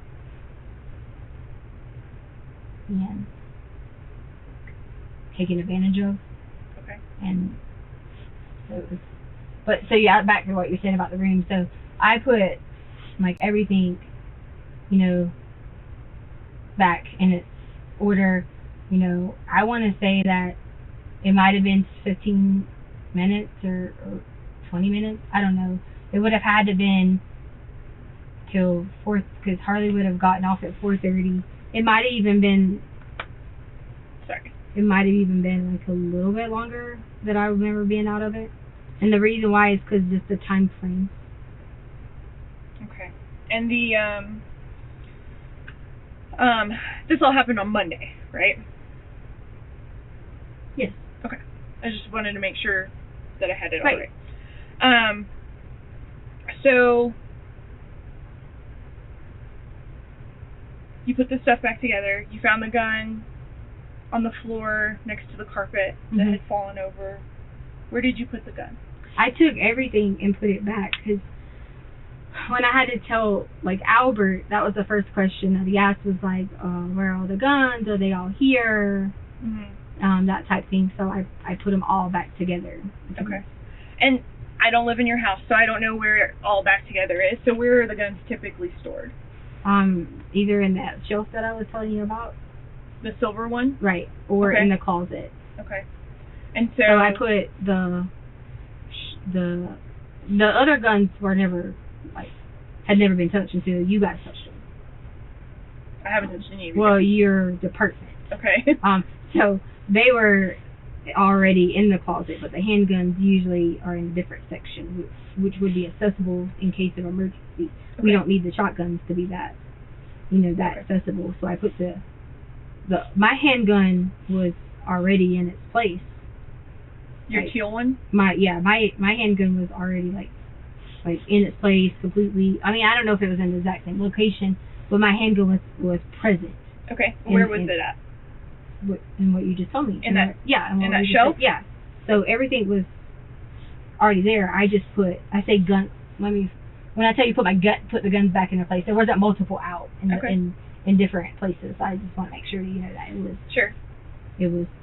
I put that gun back with its partner gun to Okay. make sure it was in the same location. So you put the black handgun back into the silver armoire Mm-hmm. thing, chest thing, with your teal handgun. Right, in the same chest. In the same, Okay. Yeah. And have they been moved since then? Well, Albert took them. Albert took both of them? Mm-hmm. He made me give him mine too. I don't. He was When was that? today. Today? Yeah. So like Okay. he took all. Then when you guys, I guess you guys. I'm sorry. When your department, I guess they went through my closet or whatever. Okay. They still left the guns in the closet, but they weren't in the same place that they were. Sure. And so Albert took all them too, because he was like, oh, well, I don't want you to harm yourself and things like that. He was saying those things to me, so he took them all and made me give him mine as well. And that was today? Yes. Okay. Do you have a history of trying to harm yourself? No. Or... He'll say things like, he tried to say something about, like, I'll grab a knife. He is not true. I do not do that. Like, I have never done anything like that in my entire life. Never have received any kind of counseling for anything prior to anything like that, disturbing, nothing like that. So there would be no, like, reason. Remember I told you in the beginning that mental health thing, I've always tried to put a blocker up, because I know that, things in your life can cause those problems, and I just never did anything like that. Like, I might be like, because I was raised in the country, so it might be like, if someone says something to me, that'd be like a funny thing, like, you better watch out, like that type Sure, thing. sure, yeah. But not anything that would have been like, I'm going to cut myself and Okay. harm myself. Sure. He was you know, like in his military mode, protection mode, and Well, he cares about you. That's yeah. good, right? So he wanted to just take everything away and Okay. from there. So Okay. because he was like, I don't want you to hurt yourself, and I was like, what? Okay. So I just want to kind of like sum up what I think about, or what I kind of know generally about what happened on Monday. Okay. Okay. So Albert didn't go to school that day, or not Albert. Gannon. I apologize. Gannon didn't go to school that day because he was not feeling well, and because you guys wanted to get the carpet fixed. Right. You went to the new build area, Mm-hmm. and you met Eduardo. Eduardo. And you arranged for him to come over to your house Mm-hmm. while you were gone to work on replacing that piece of carpet for you. You said come over to my house while I was going to work on replacing that carpet. Yeah. You gave him the garage code and stuff so he could come in and But you said I was gone when replacing the carpet. I was going shopping while he was. gonna do the carpet. Okay, I got you. I thought you said it. I was making sure that you hadn't twisted the way I said it. And that's exactly right. I want to make sure that Yeah. nothing's twisted. Yeah. Okay. So you were gonna go to Petco, do some running Well, I around. didn't set out to go Petco. I set out to go shopping and get dogs some new. Yeah. Just happened to be Petco. Yeah. So you were gonna go do some shopping, and he was gonna go fix the carpet. Mhm. Okay. You left the house around 10:30-ish, Mhm. 10:30-ish, and then you go. At some point you got gas. You went to Petco twice. And I told you Starbucks earlier, but it was actually Dunkin' Donuts. Okay. Yeah. Got coffee. Yeah. Dunkin' Donuts Mhm. maybe. Okay. And then you get home about 2:30. Mhm. 2:30. Mhm. You come in, and you said you wanted to listen to your music and work out. Yeah, I was in the kind of like donut mode, not in the remembering. Oh my gosh, did someone fix something mode? Okay. And then sometime between that 2:30, or after you got home at that 2:30 time frame, you were getting your headphones, putting your headphones on, music, zone out, whatever else you thought you heard something. You went downstairs, and that was when this attack happened. Mhm. And then, what time does Lena come home from the school bus? It depends. They change the school hours. It could be anywhere between 3:15 and 3:30, Okay. depending on. So Mhm. 3:15, 3:30 is the typical time. Mhm. Lena comes home. You don't want her to be in danger, so you send her out to Mhm. go ride her bike and check the Right. mail. And Right. you go back down. Another altercation happens, and whenever the next thing you remember is that you kind of come to, and Gannon is missing. Right. Okay. So, and that was probably like around 4 o'clock. Yeah, because it would have been, or it could have been 4:30, but it wouldn't have been after 4:45, 5, because Hollywood took 30 minutes to get home, so she hadn't got home. Lena was still riding her bike or out and about.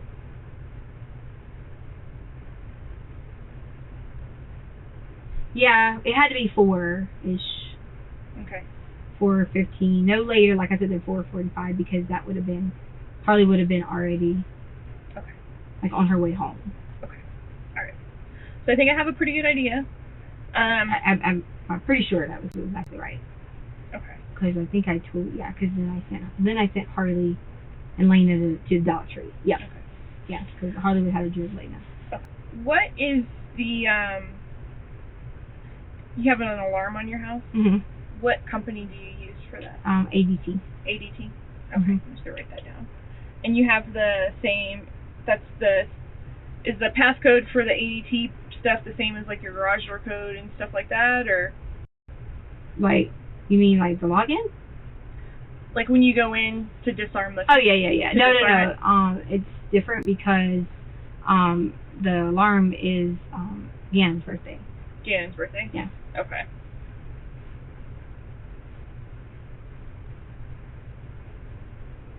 Okay.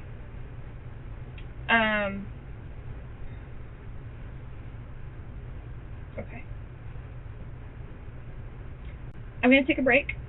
Do you need to use the restroom or?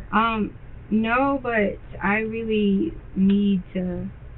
I haven't showered and haven't eaten, and I'm just getting tired. Okay. And so. Okay. All right. And we had talked earlier about whether or not it would be able to take action at this point, as far as like gathering evidence and stuff Mhm. like that, with whether it had been too long, and I told you that it wasn't. Right. Is that something that you're willing to do? Right, yes, definitely. I would do anything for you to figure out who Eduardo is and to make sure that. Okay. And it's perfect that. Cause I sound that bad you- to say, to make sure that I could just like. Okay. What pants were you wearing when all this happened? There was a set of like clothing, and I had like washed the stuff like you and I said you guys. Sure, your it's people fine. I get it. had taken some of the stuff out or whatever, but I put it with all the stuff that like I had washed and stuff like that. I don't remember if it was the black and purple or the black and blue, but it was like sporting like athletic pants. They were on my chair when I went home last night. Were they like leggings or joggers or Yeah, they were like kind of like this. like sweatpants? Yeah, well, but more of the nylon-ish material. Okay. Yeah. Okay, and you said they were like black and maybe purple or blue. Yeah, it was one of. I wear like a lot of Nike and stuff like that, so it was one of those. Okay. And you didn't give them the alarm code, right? You just gave them the garage code, because. Yeah, because you don't have to have like the alarm code to come in the house. Okay. You have to have, and that's assuming that I even set the alarm. I mean, I may or may have not. I mean, typically I try to. Typically I try to, log into my phone and do it if I forget. But that's just Sure. assuming if I had, whether I had or not set the alarm. But I'm pretty positive. Well, I say positive. I'm almost certain that I had set the alarm. Sure. But it doesn't have a sensor on the door. Okay. Like on the. Are you able to see, if you log into your alarm account, whether or not it was alarmed at that time? And Yeah, when that's what I was trying to show you, but I couldn't. The service. Okay. Okay. You might need to like plug into the Wi-Fi or something like that. Yeah. To do that. And there's open Wi-Fi. It's like EPC guest. Right. It doesn't require a Yeah. password or anything Okay. like that. So if you want to do that, do you need to use the restroom or anything like that? No, I'm actually. I mean, am I like free to leave or? We're not holding you here. We'd like to get you over to the hospital for that. No, I forensic would. exam. I would totally do that, but I really am. I just want to get some food and take a minute, and I can drive myself to the hospital. I don't want to feel like I'm some, person they're going to look at differently because I am showing up with, police and people, and that's why I asked you, was it a secret, like, where people would know? Because I understand you have a goal and a purpose, and that is our common purpose to have done here. Mhm. But I also am thinking about how Well, emotionally. Yeah, and I get that. And so I will tell you that if we drive you over there, we don't go in the front. We go Right. in a back way. Right. So you wouldn't be seen by the Right. general public or anything like that. And obviously we're not in like uniforms. Everything is concealed, all that other stuff. So it's not like we walk in with a scarlet letter Yeah. or anything else like that. So, okay. Let me go check on a couple of things really quick, and then I'll be right back. Okay? Okay, you said I was free to go. Are you wanting to leave right now? I'm really hungry. I'm thirsty. Look at my lips. They're chapped. Okay. They're like really bad. Okay. I mean, you guys know it's not like I don't answer or talk to you or anything like that. Okay. I've kept open communication with you. Okay. Can you give me just a few minutes to just check to make sure that I've covered everything that I need to cover, and then I'll come back in? She said that I would be able to go. Like, she didn't say I would be. Like, I'm sure I've been here hours. And she said specifically that I would be able to go. And I'm not saying that you can't. I'm asking if you can give me a few minutes. That's all. I can. If you can, you just call me, or. I mean. I still have, like, have to maintain my mental health in this whole situation, and that's very important. You know, and I just want to go. My lips are burning, and I want to take a shower. I mean, look at my fingers and all those things. Right. So it would be better to get the forensic exam I'm not done going over there like before you not take a shower. not like cleaned. I'm not doing that. Like as in shaved and things like that. I'm not doing that. I haven't showered in 2 days. Like that's disgusting. I'm not doing that. But I will gladly go. Well, I mean, so you're saying you want to go take a shower before you go get the No, it's exam not. done? I didn't say I was going to go take a shower. I said I need some time to just rest. I'm exhausted. I want to take a shower. My hair is nasty, and I'm not going over there like dirty, smelly for someone to. But you realize that's how we gather evidence, right? So if you go take a shower right now, and I understand that you're like uncomfortable, right? And that you want to take a shower, right? And so that's why I would like to get you over to the hospital to get the exam done. Okay, well, then I'm driving myself there because I'm not getting escorted to an exam when I'm already going through a difficult time with having someone violate my body.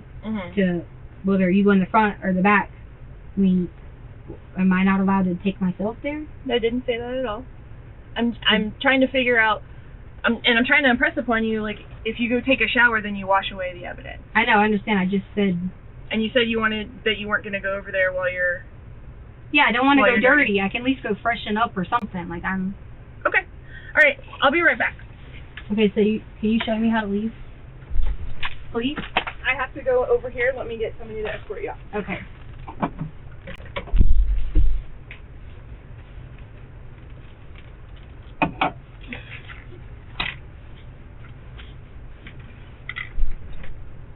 Hey. Hi. She said that I could go. Well, can you talk to me about what's Can I? But you told me I could. I know, but I left. I understand So we started that. and I left, and I just want to get the fill in. So I have a couple questions about Sunday, if you're okay filling that in. I know you're tired. I'm tired. But you said that I could go. I just want to take a break. That's all I'm asking for. Where do you want to That means I want to go just go rest. Like she said, I could drive myself to the hospital, so I just don't want. What do we need to go to the hospital for? Am I Are you able okay? to just go? I mean, what do you mean? Am I okay? This is the first I'm hearing about a hospital. I mean, what's going on with that?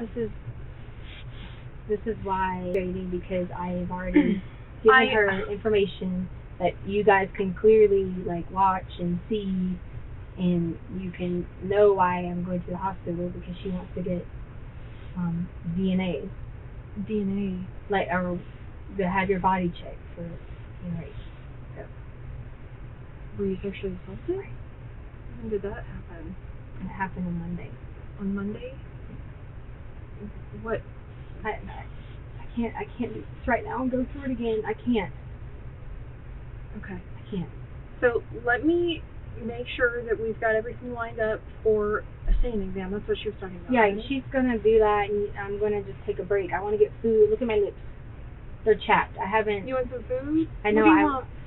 What do you want to eat? Okay, she just said I could be escorted out. Okay.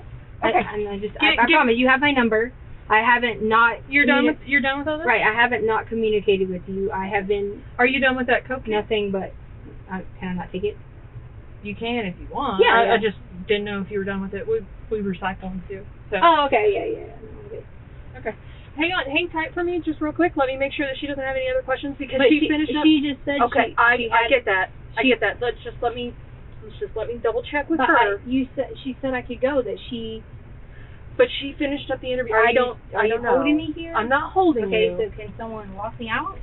You want to go? You want to leave? I will. Okay. I will clearly answer your questions. I just want to take a break. Like, I've literally followed all your. Where do you want to go for your break? I want to see my child. Okay. I want to get lunch with her. Well, I'm more than happy to get you lunch, or to bring your daughter here, or whatever needs to happen. I'm not saying that you can't leave, but I would like to finish up this conversation with you. There's a couple of questions about Sunday that I have, and this is the first time that I'm hearing that you're sexually assaulted. Are you So just saying that right that there would with the be, people? well, you came towards the door, so I opened the door. If you'd like to have the conversation in the room, we can. It's up to you. But like I said, I missed out on a bunch. So Am I please able to just go get a drink and chill out? maybe we could just sit and drink. Where do you want to go? So am I not allowed to leave? I'm clearly asking the question. Well, I'm trying. So I guess our communication isn't the greatest at this point in time.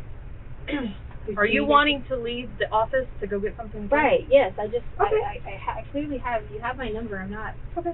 I'm not gonna not answer you or anything. I need to answer you. Hello. My name's Mitch Mahal. How are you? Good. Good. So let me talk to you.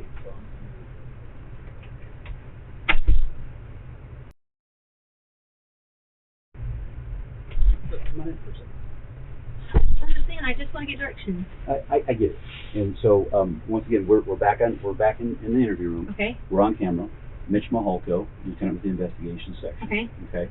So at this point in time, what we had just discussed outside, and tell me if I'm wrong, is that you decided that you wish to leave and that there's no problem with that. I asked if... you didn't ask. You took. Okay, so... You took. Understood. Okay. So at that point in time, you relinquished the phone to me. I didn't relinquish the phone. You took it. Listen, ma'am. I took the phone. Okay. And I told you that we would be applying for a search warrant. Is Okay, that you correct? said applying. That's correct. Sir, I'm not going anywhere. I literally just need directions. I mean, I have family numbers in there I don't have. Understood. So at this point, we're going to be applying for a search warrant. Is that understood? Okay, I'm gonna ask you one favor. You let me find out, or you show me something that you can legally take my phone, and you don't have a search warrant yet. Can you show me that? Understood. Can you show me that? No. Can you show me that? Ma'am, we're being video I recorded. understand, but could you show me that, sir? Because that feels like that's kind of a little unconstitutional. And if that's the case, that can be something that you can bring up. No, that sounds So at this unconstitutional. point, we're going to go ahead and hold on to this phone. No, Okay? that's unconstitutional. Okay, can I use another phone to call an attorney? That is unconstitutional. There are multiple phones here within the division. So if you need to I'm not contact us. hiding anything from you. I just want directions. I want to be able to call my family. Understood. No, you don't understand. I do. No, you don't. And this is the phone for You are doing something that's unconstitutional. You get a warrant, have it. Thank you. So we're going to hold on to this, and we are applying for it. But why? So It's not. do you wish... You don't even have a warrant yet. I just want Listen. directions. You can have the phone. Is there somewhere that I can write directions No, I on don't. for you? I know. I want to be able to have access to call while I'm not. That's all. That's all I want. Is access to call. You can. So- it's not about the phone or the number. Okay. Access to call. So Tisha, at this point,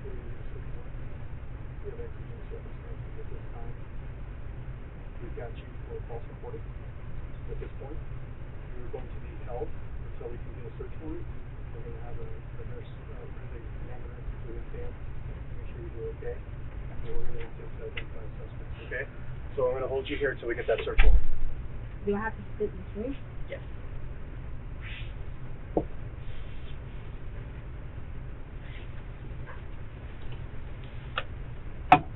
Do I have to stay with the door? I mean, I've been shut up in here, ma'am, and I've been nothing but respectful to you. Sure, and I'm I mean, and sir, can I speak to you too? I don't care that you had the phone. You took it out of my hand, and that was very disrespectful. If you would have just asked me for it, I would have given that to you. I would have said sure, but it was the way that you did it. Okay, so and then all I'm saying is, do I have to be trapped in a room? Okay.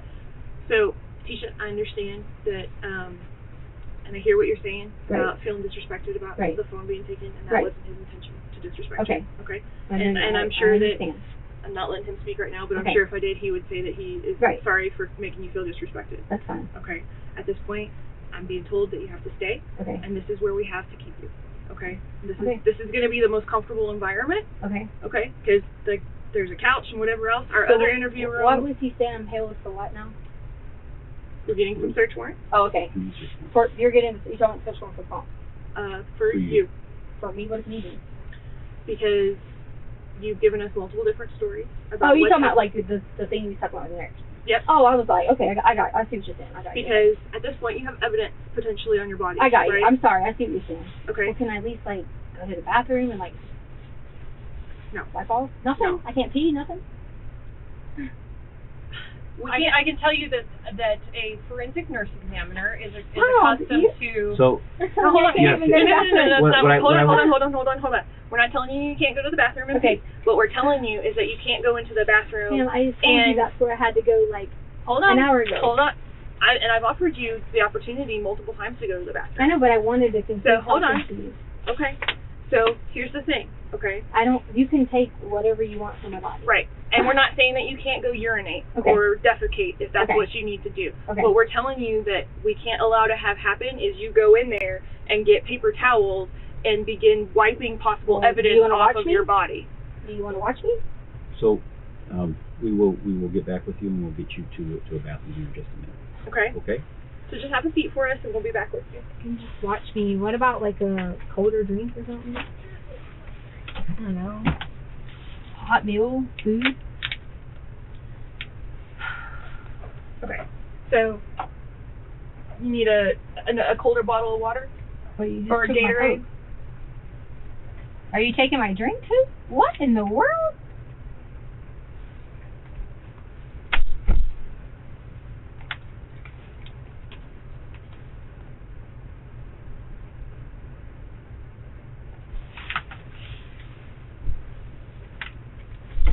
Am I able to make a phone call? Can I make a phone call? Because you said I could use the phone. Give us a minute. I told you I'm going to get you to the bathroom. Please have a seat. But you said I could call in the phone, and she said I could. Please have a seat for a second. We're not asking you a question. I'm not allowed to make a phone call. We're not I said I asking you could call, have a right to an Tisha, attorney. okay, so some things have changed since I made that statement to you. What? Okay, and so that is at this point in time, I just wanna you're know why you're I no didn't- longer. Please let me explain to Okay, you. sorry. I'm sorry. Go ahead, I'm sorry. So some things have changed. Initially, you were free to leave, Great. and you could stop answering questions Right. whenever you Understand. wished, et cetera, et cetera. Now, Okay. through the course of the investigation, we have reason to believe that you potentially have evidence on your body, and we're applying for a So- search warrant So to collect that basically, evidence. that's what it was, because you You're wanted not to escort me there, and I free to leave. didn't want to be escorted there, so this is the process. Basically. I'm not stupid. I'm very educated. We know you are. We know Okay, you're very so educated. therefore, and then can- somebody well, who's can very you just educated, take we're me trying to over get there you to then? we're trying to get Will you you to just do cooperate that with then? us. So we are going to apply for the search warrant. I know. I said, could you just take me over there then? That's So all I'm saying. here's the thing, because you've already said that you didn't want Okay. us to do that. I Now we understand. have to go through the process of getting a search warrant because you've already declined that option. I understand. So it's going to take a little bit longer. Okay. And right now I need you to have a seat on the couch. But I cannot call anybody. Like, I can't even call family members. So right now you're being held 6 foot. Okay.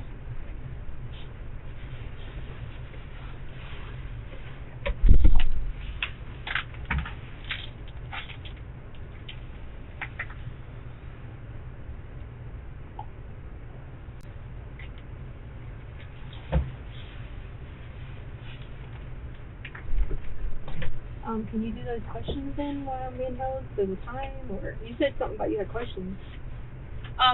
You've already asked for an attorney. No, I out in the hallway, you said, do I need to call an attorney? I'd like to make a phone call and all that stuff. So here's the thing. I don't want to get into all of that.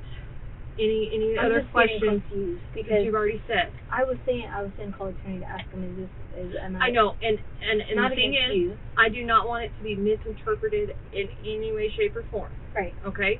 So we're gonna hold off right now. So you're saying you don't have those questions asked me while we were sitting Not there? at this point in time. Okay. Okay? If something changes, I will let you know. All right. I got you.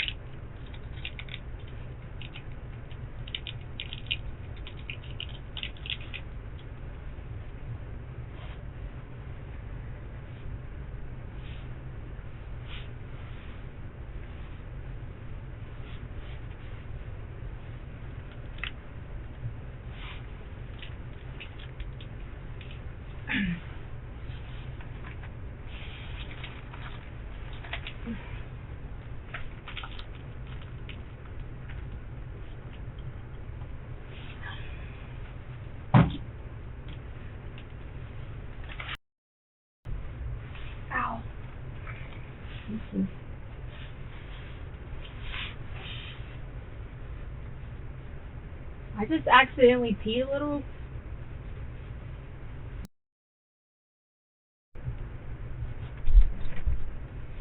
Hey, T. Okay, so we're gonna take you to the restroom. Okay, we're gonna stay in there. The stall door is gonna be closed where you have your privacy, but we need you not to wipe. Okay. And please don't flush the toilet. Just so that we can verify that indeed you did not wipe, because what we're worried about is potential evidence being compromised. Okay. Okay. Hi. You can leave your things here because we're just coming right back into this room.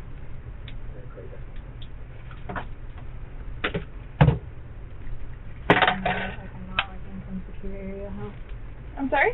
I said I acted like I wasn't in like some secure area or something.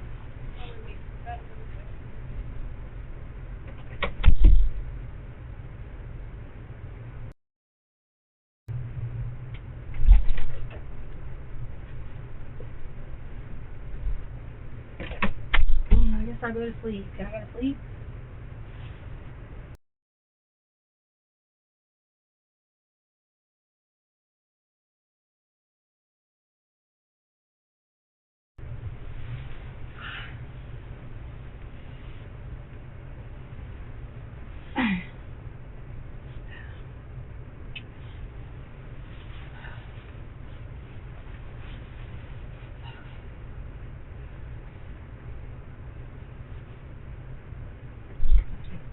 Easy. I'm having really bad chest pain. Like right here. Okay. My chest. That's going Okay, sit down. We'll call for help. Bad chest pain. I need to probably Okay. get out of the clothes in. Just sit in the couch. So you're telling me we can't get. I'm telling you we're going to call for help right now, but I need you to sit down. I can't breathe.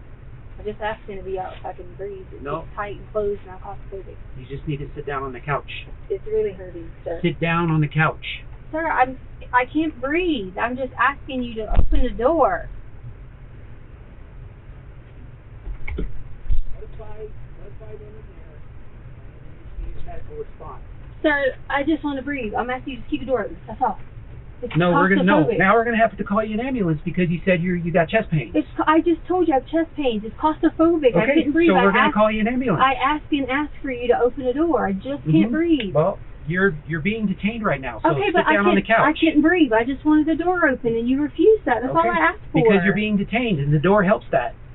I'm not going anywhere. So sit down on the couch. Can you just leave the door open so I can breathe? Sit down on the couch. Gosh. I told y'all earlier I was claustrophobic and had really bad anxiety, and I take lorazepam for it. Yeah, well, you weren't claustrophobic until... Excuse me, I take lorazepam every day, and if I don't take it, I could have a panic attack. I take it on panic attack. So you are misquoting what you heard, sir. Just said open the door. Okay, well, we're going to have medical come check you out. I mean, ridiculous. You said you're having chest pain? Yes, I just, because the door's been closed. I haven't taken my anxiety medicine. I've taken it so many days in a row. Okay. So I'm having... You had told me, I don't ever take it except on panic attacks. Okay, yeah, so you had told me earlier that you don't take it on a regular basis, I don't. but whenever... Panic attacks, and I've taken it the last few days. I feel like I am. That's why I kept asking you to open the door. So now this gentleman thinks that I'm being frustrated and ill with him when I asked several times just to open the door and let me get fresh air. That's all I asked you several times. Okay. Would it be helpful, like, do you have your lorazepam No, I with don't. you? Is it in your car? No, I Is it don't. at your house? Or... That's why I asked her to open the door. Like, do you want to see a medical personnel, or? I mean, I wanted the door open because I was having chest pains. That's all. Okay.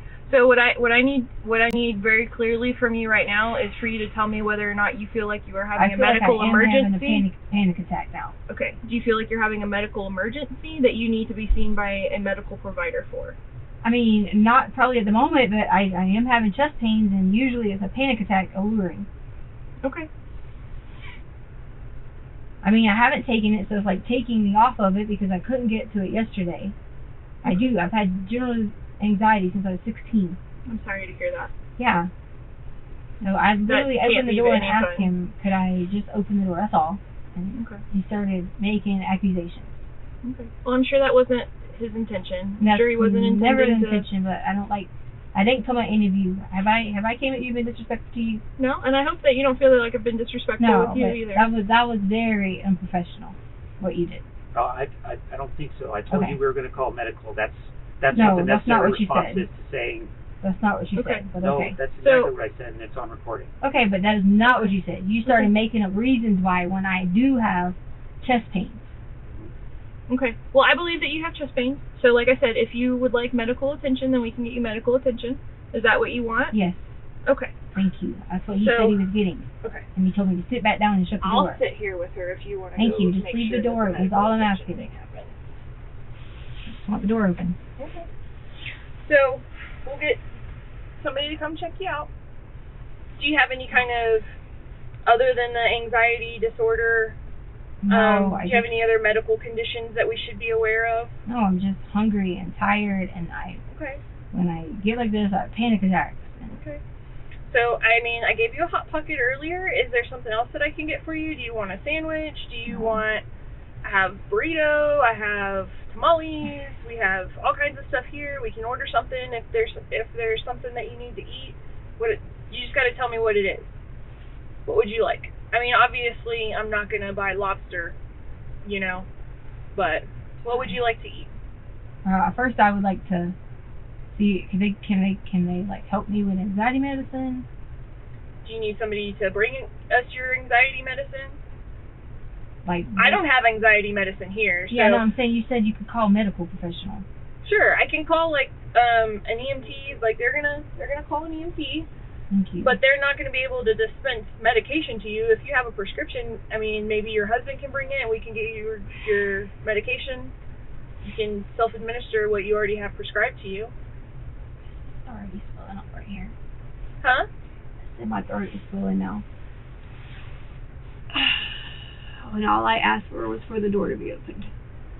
Okay, well, it's open. I know, but he was very rude about it. Just could have please read. That's all. Okay. Well, maybe you two y'all's personalities don't click. No, sometimes that happens. But come on, I'm a human being. It's a door. Clearly I'm not going anywhere. It's a door. Just kind. Open the door. That's all I ask. Okay. Well, it's open now, so we Yes, can. I appreciate you. I'm just saying.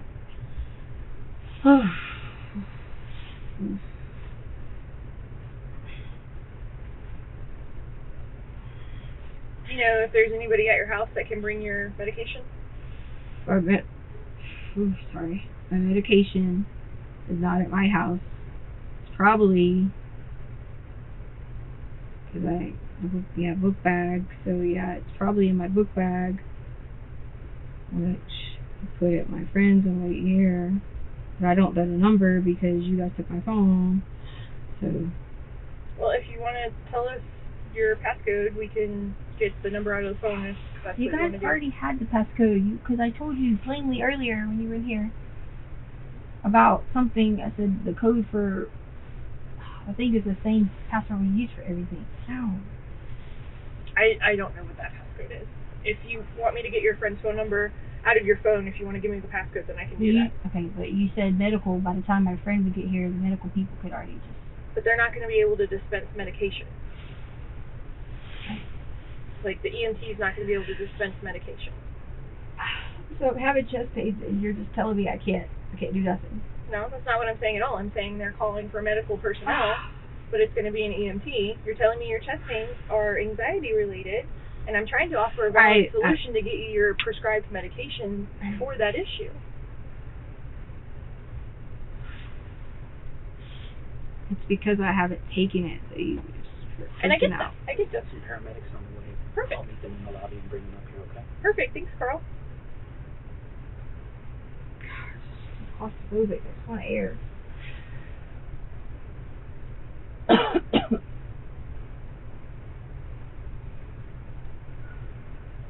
Do you have any, I know some people, whenever they have anxiety attacks and stuff like that, they have, little, songs that they sing to themselves or things that they think about that kind of help calm their mind, calm their anxiety. Do you have anything like that? Maybe, a favorite vacation that you've been on?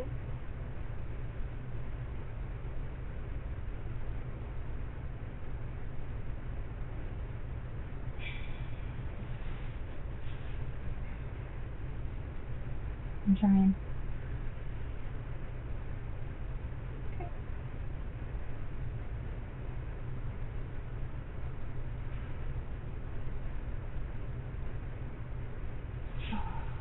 What's your favorite vacation you've ever been on?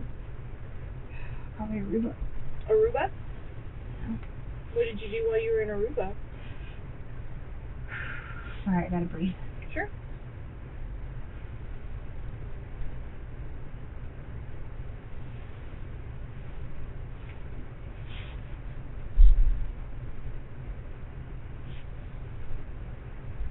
It just tightens, like, right here, you know?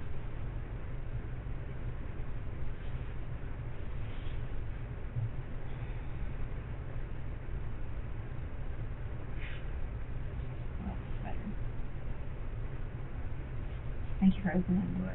Absolutely.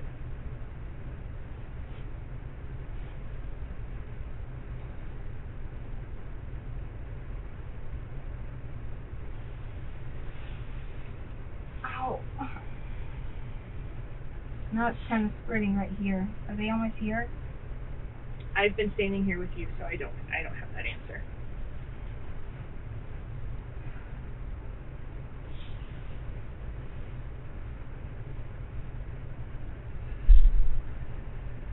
When was the last time you took your lorazepam? Just took it. I'm saying, like, you take that, like, that quality, that amount, you can't just not take it the next day. You have to, like... Right, so I'm asking when was the last time you took it? So I would have taken it yesterday. What's today? What is today? Today like is the day of the week. Wednesday. Yeah, so I didn't take it Tuesday. Okay. Or today. So.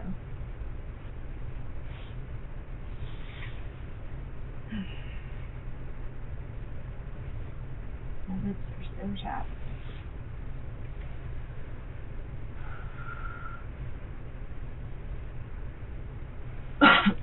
So you said your favorite vacation was Aruba?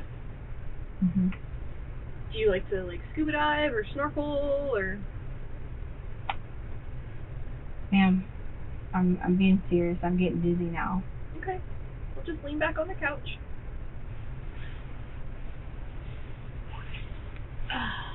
Yeah, I like floating activities. Floating activities? Yeah. Oh. Yep, feel free to put your feet up, do what you need to do. And I don't care about y'all taking my,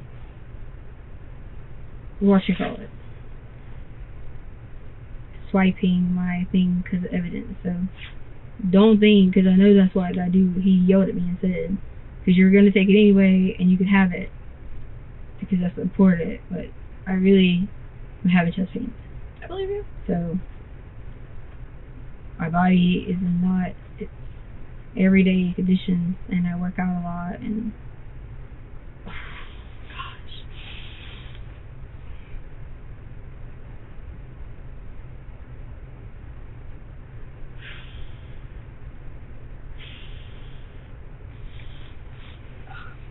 I can't breathe laying down.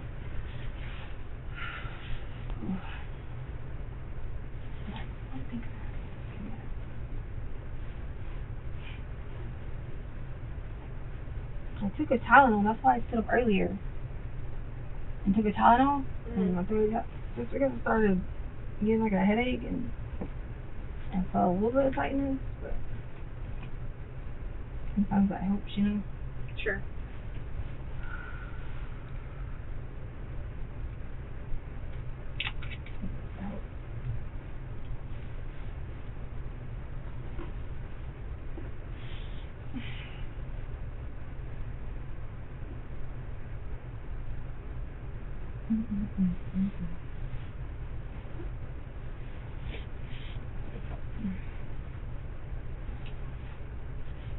Maybe my throat's kind of dry.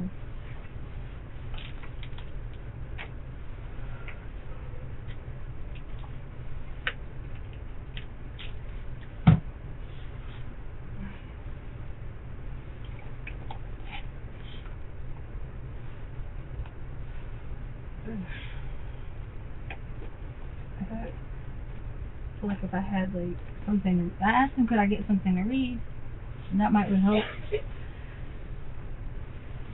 Because you talked about focusing on the brain or something.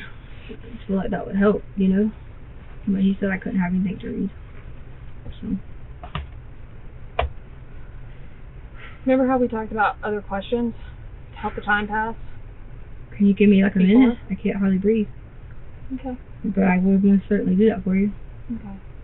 Are you okay listening to me? Is that okay? But you're gonna Or want me is to answer right away, right? No, you can take your time to answer. No, I want to answer you right away, so then that would trigger that. So it's gotta take a little bit, just like 3 minutes or so. Sure. Absolutely.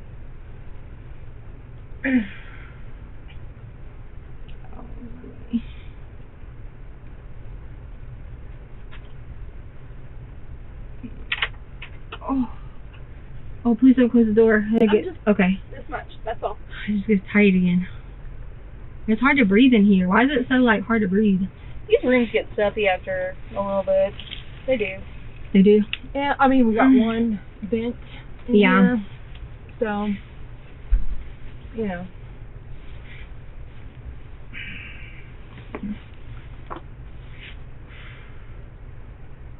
Where'd you get those shoes? These are old shoes. I haven't seen that pattern before. Yeah, they're old shoes.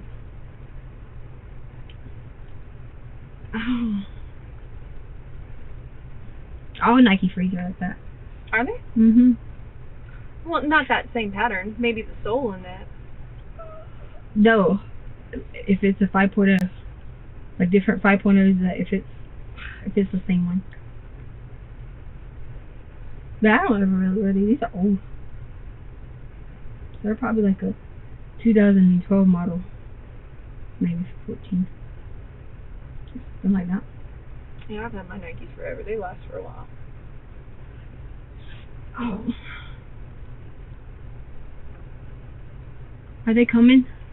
If I could just get some oxygen or something. Medical's coming. You know, sometimes if you sit forward, lean forward. I did. I couldn't breathe. Still can't breathe. Mhm. I heard you have a bit of anxiety. Is that right? Well, it gets really bad with my diet changes and like workout changes, and I can't breathe. So I asked that guy could I open the door, and he told me no and shut it. And I was like, please.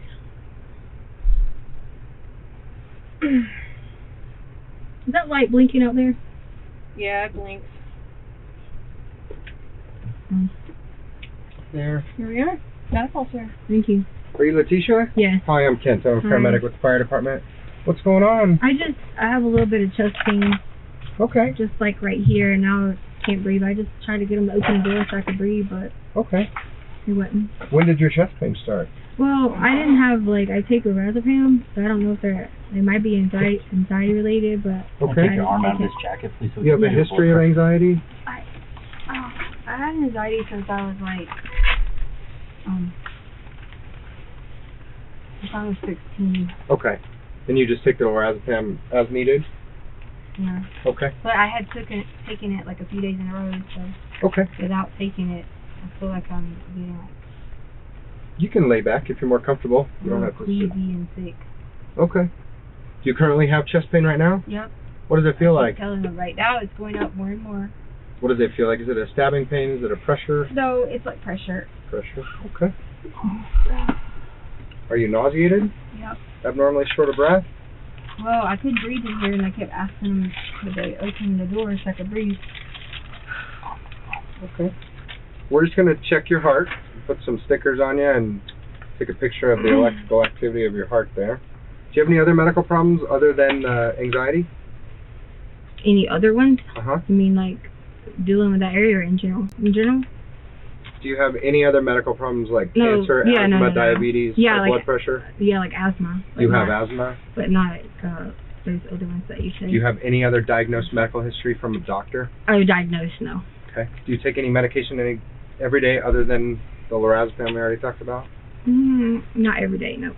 What other medicines do you take some days? I don't know what it's called. What is it for? Sleeping? Okay. Do you have any allergies to medications? No. All right. What's your birthday? College. I have this on hot too. How old are you, miss? How old are you? Oh, yeah, 35. 35?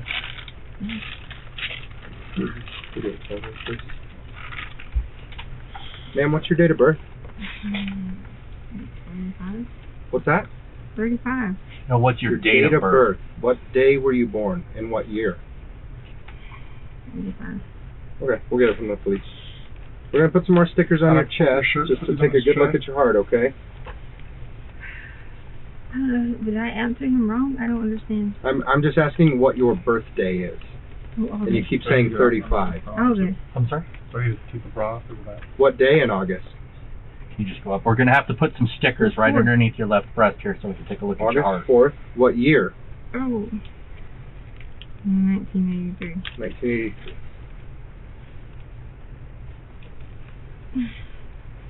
Ma'am, I didn't catch your name. Could you give me your name, please? Tisha. Letecia. Tisha. Can you spell Tisha, please?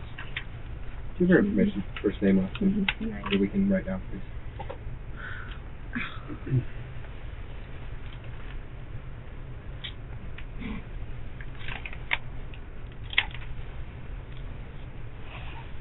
Ma'am, when's the last time you had problems with your anxiety? I have it every once in a while, like whenever I don't eat and don't get enough like exercise and a different routine. Any drugs or alcohol today? Huh? Yeah. What have you taken? Just then? Huh? Earlier before I went to the bathroom? I'm asking if you've consumed drugs or alcohol today. Oh no, yeah, like Tylenol. Just hold still for me.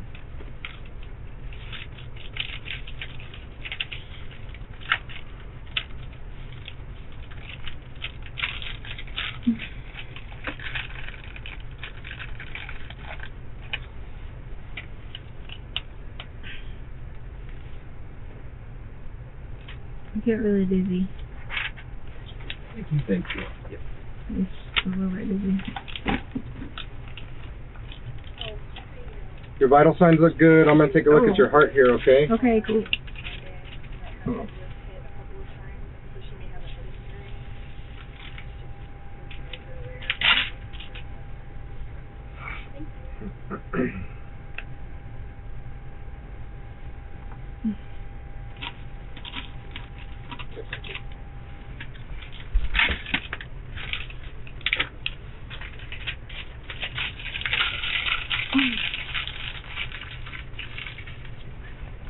Can I sit up so I can breathe?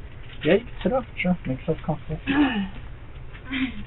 you want to turn your legs over here so you can sit down and lean against the back of the couch there? Okay. Okay. You nauseous? Yeah, and dizzy. You have your phone on you?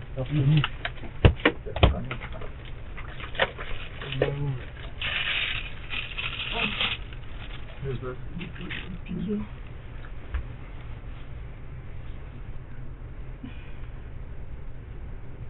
It's kind of going down to my stomach now. Like right here. My stomach. The Bluetooth should be on. Okay.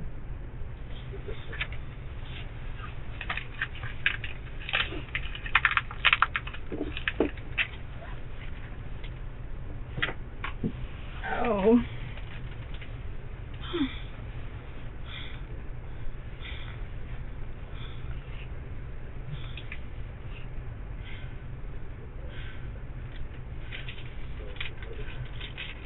I can't hardly breathe, sir.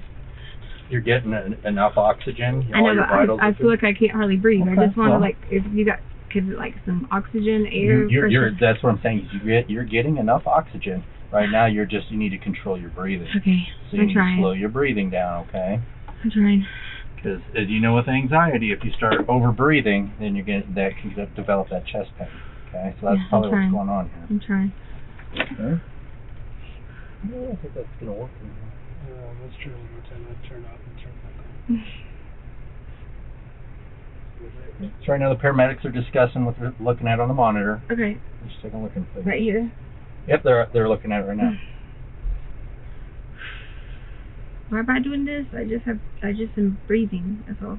I'm sorry? I just been having breathing problems. That's all. Mm-hmm. Is Not it pretty consistent with your anxiety? Not like this. I don't need this.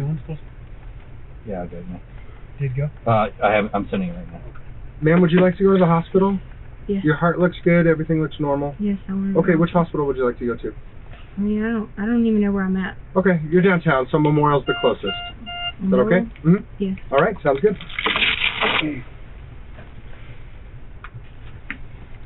That's all these stickers.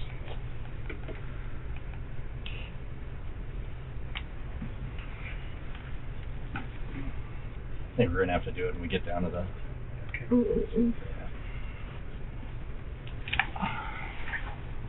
I'm getting cold.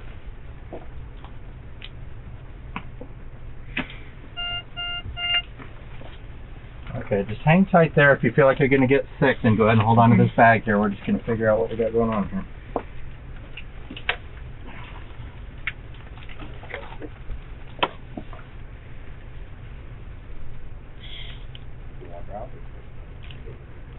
Oh. Ow, ow, ow. All right, miss, let's go ahead and sit up. We're going to walk out here to the stretcher. Get all your things. Are those your sunglasses? Yeah. Let's get your purse and your sunglasses.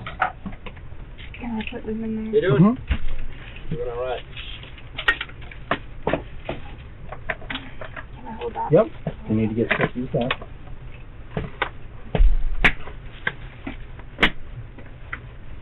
Stay right out there.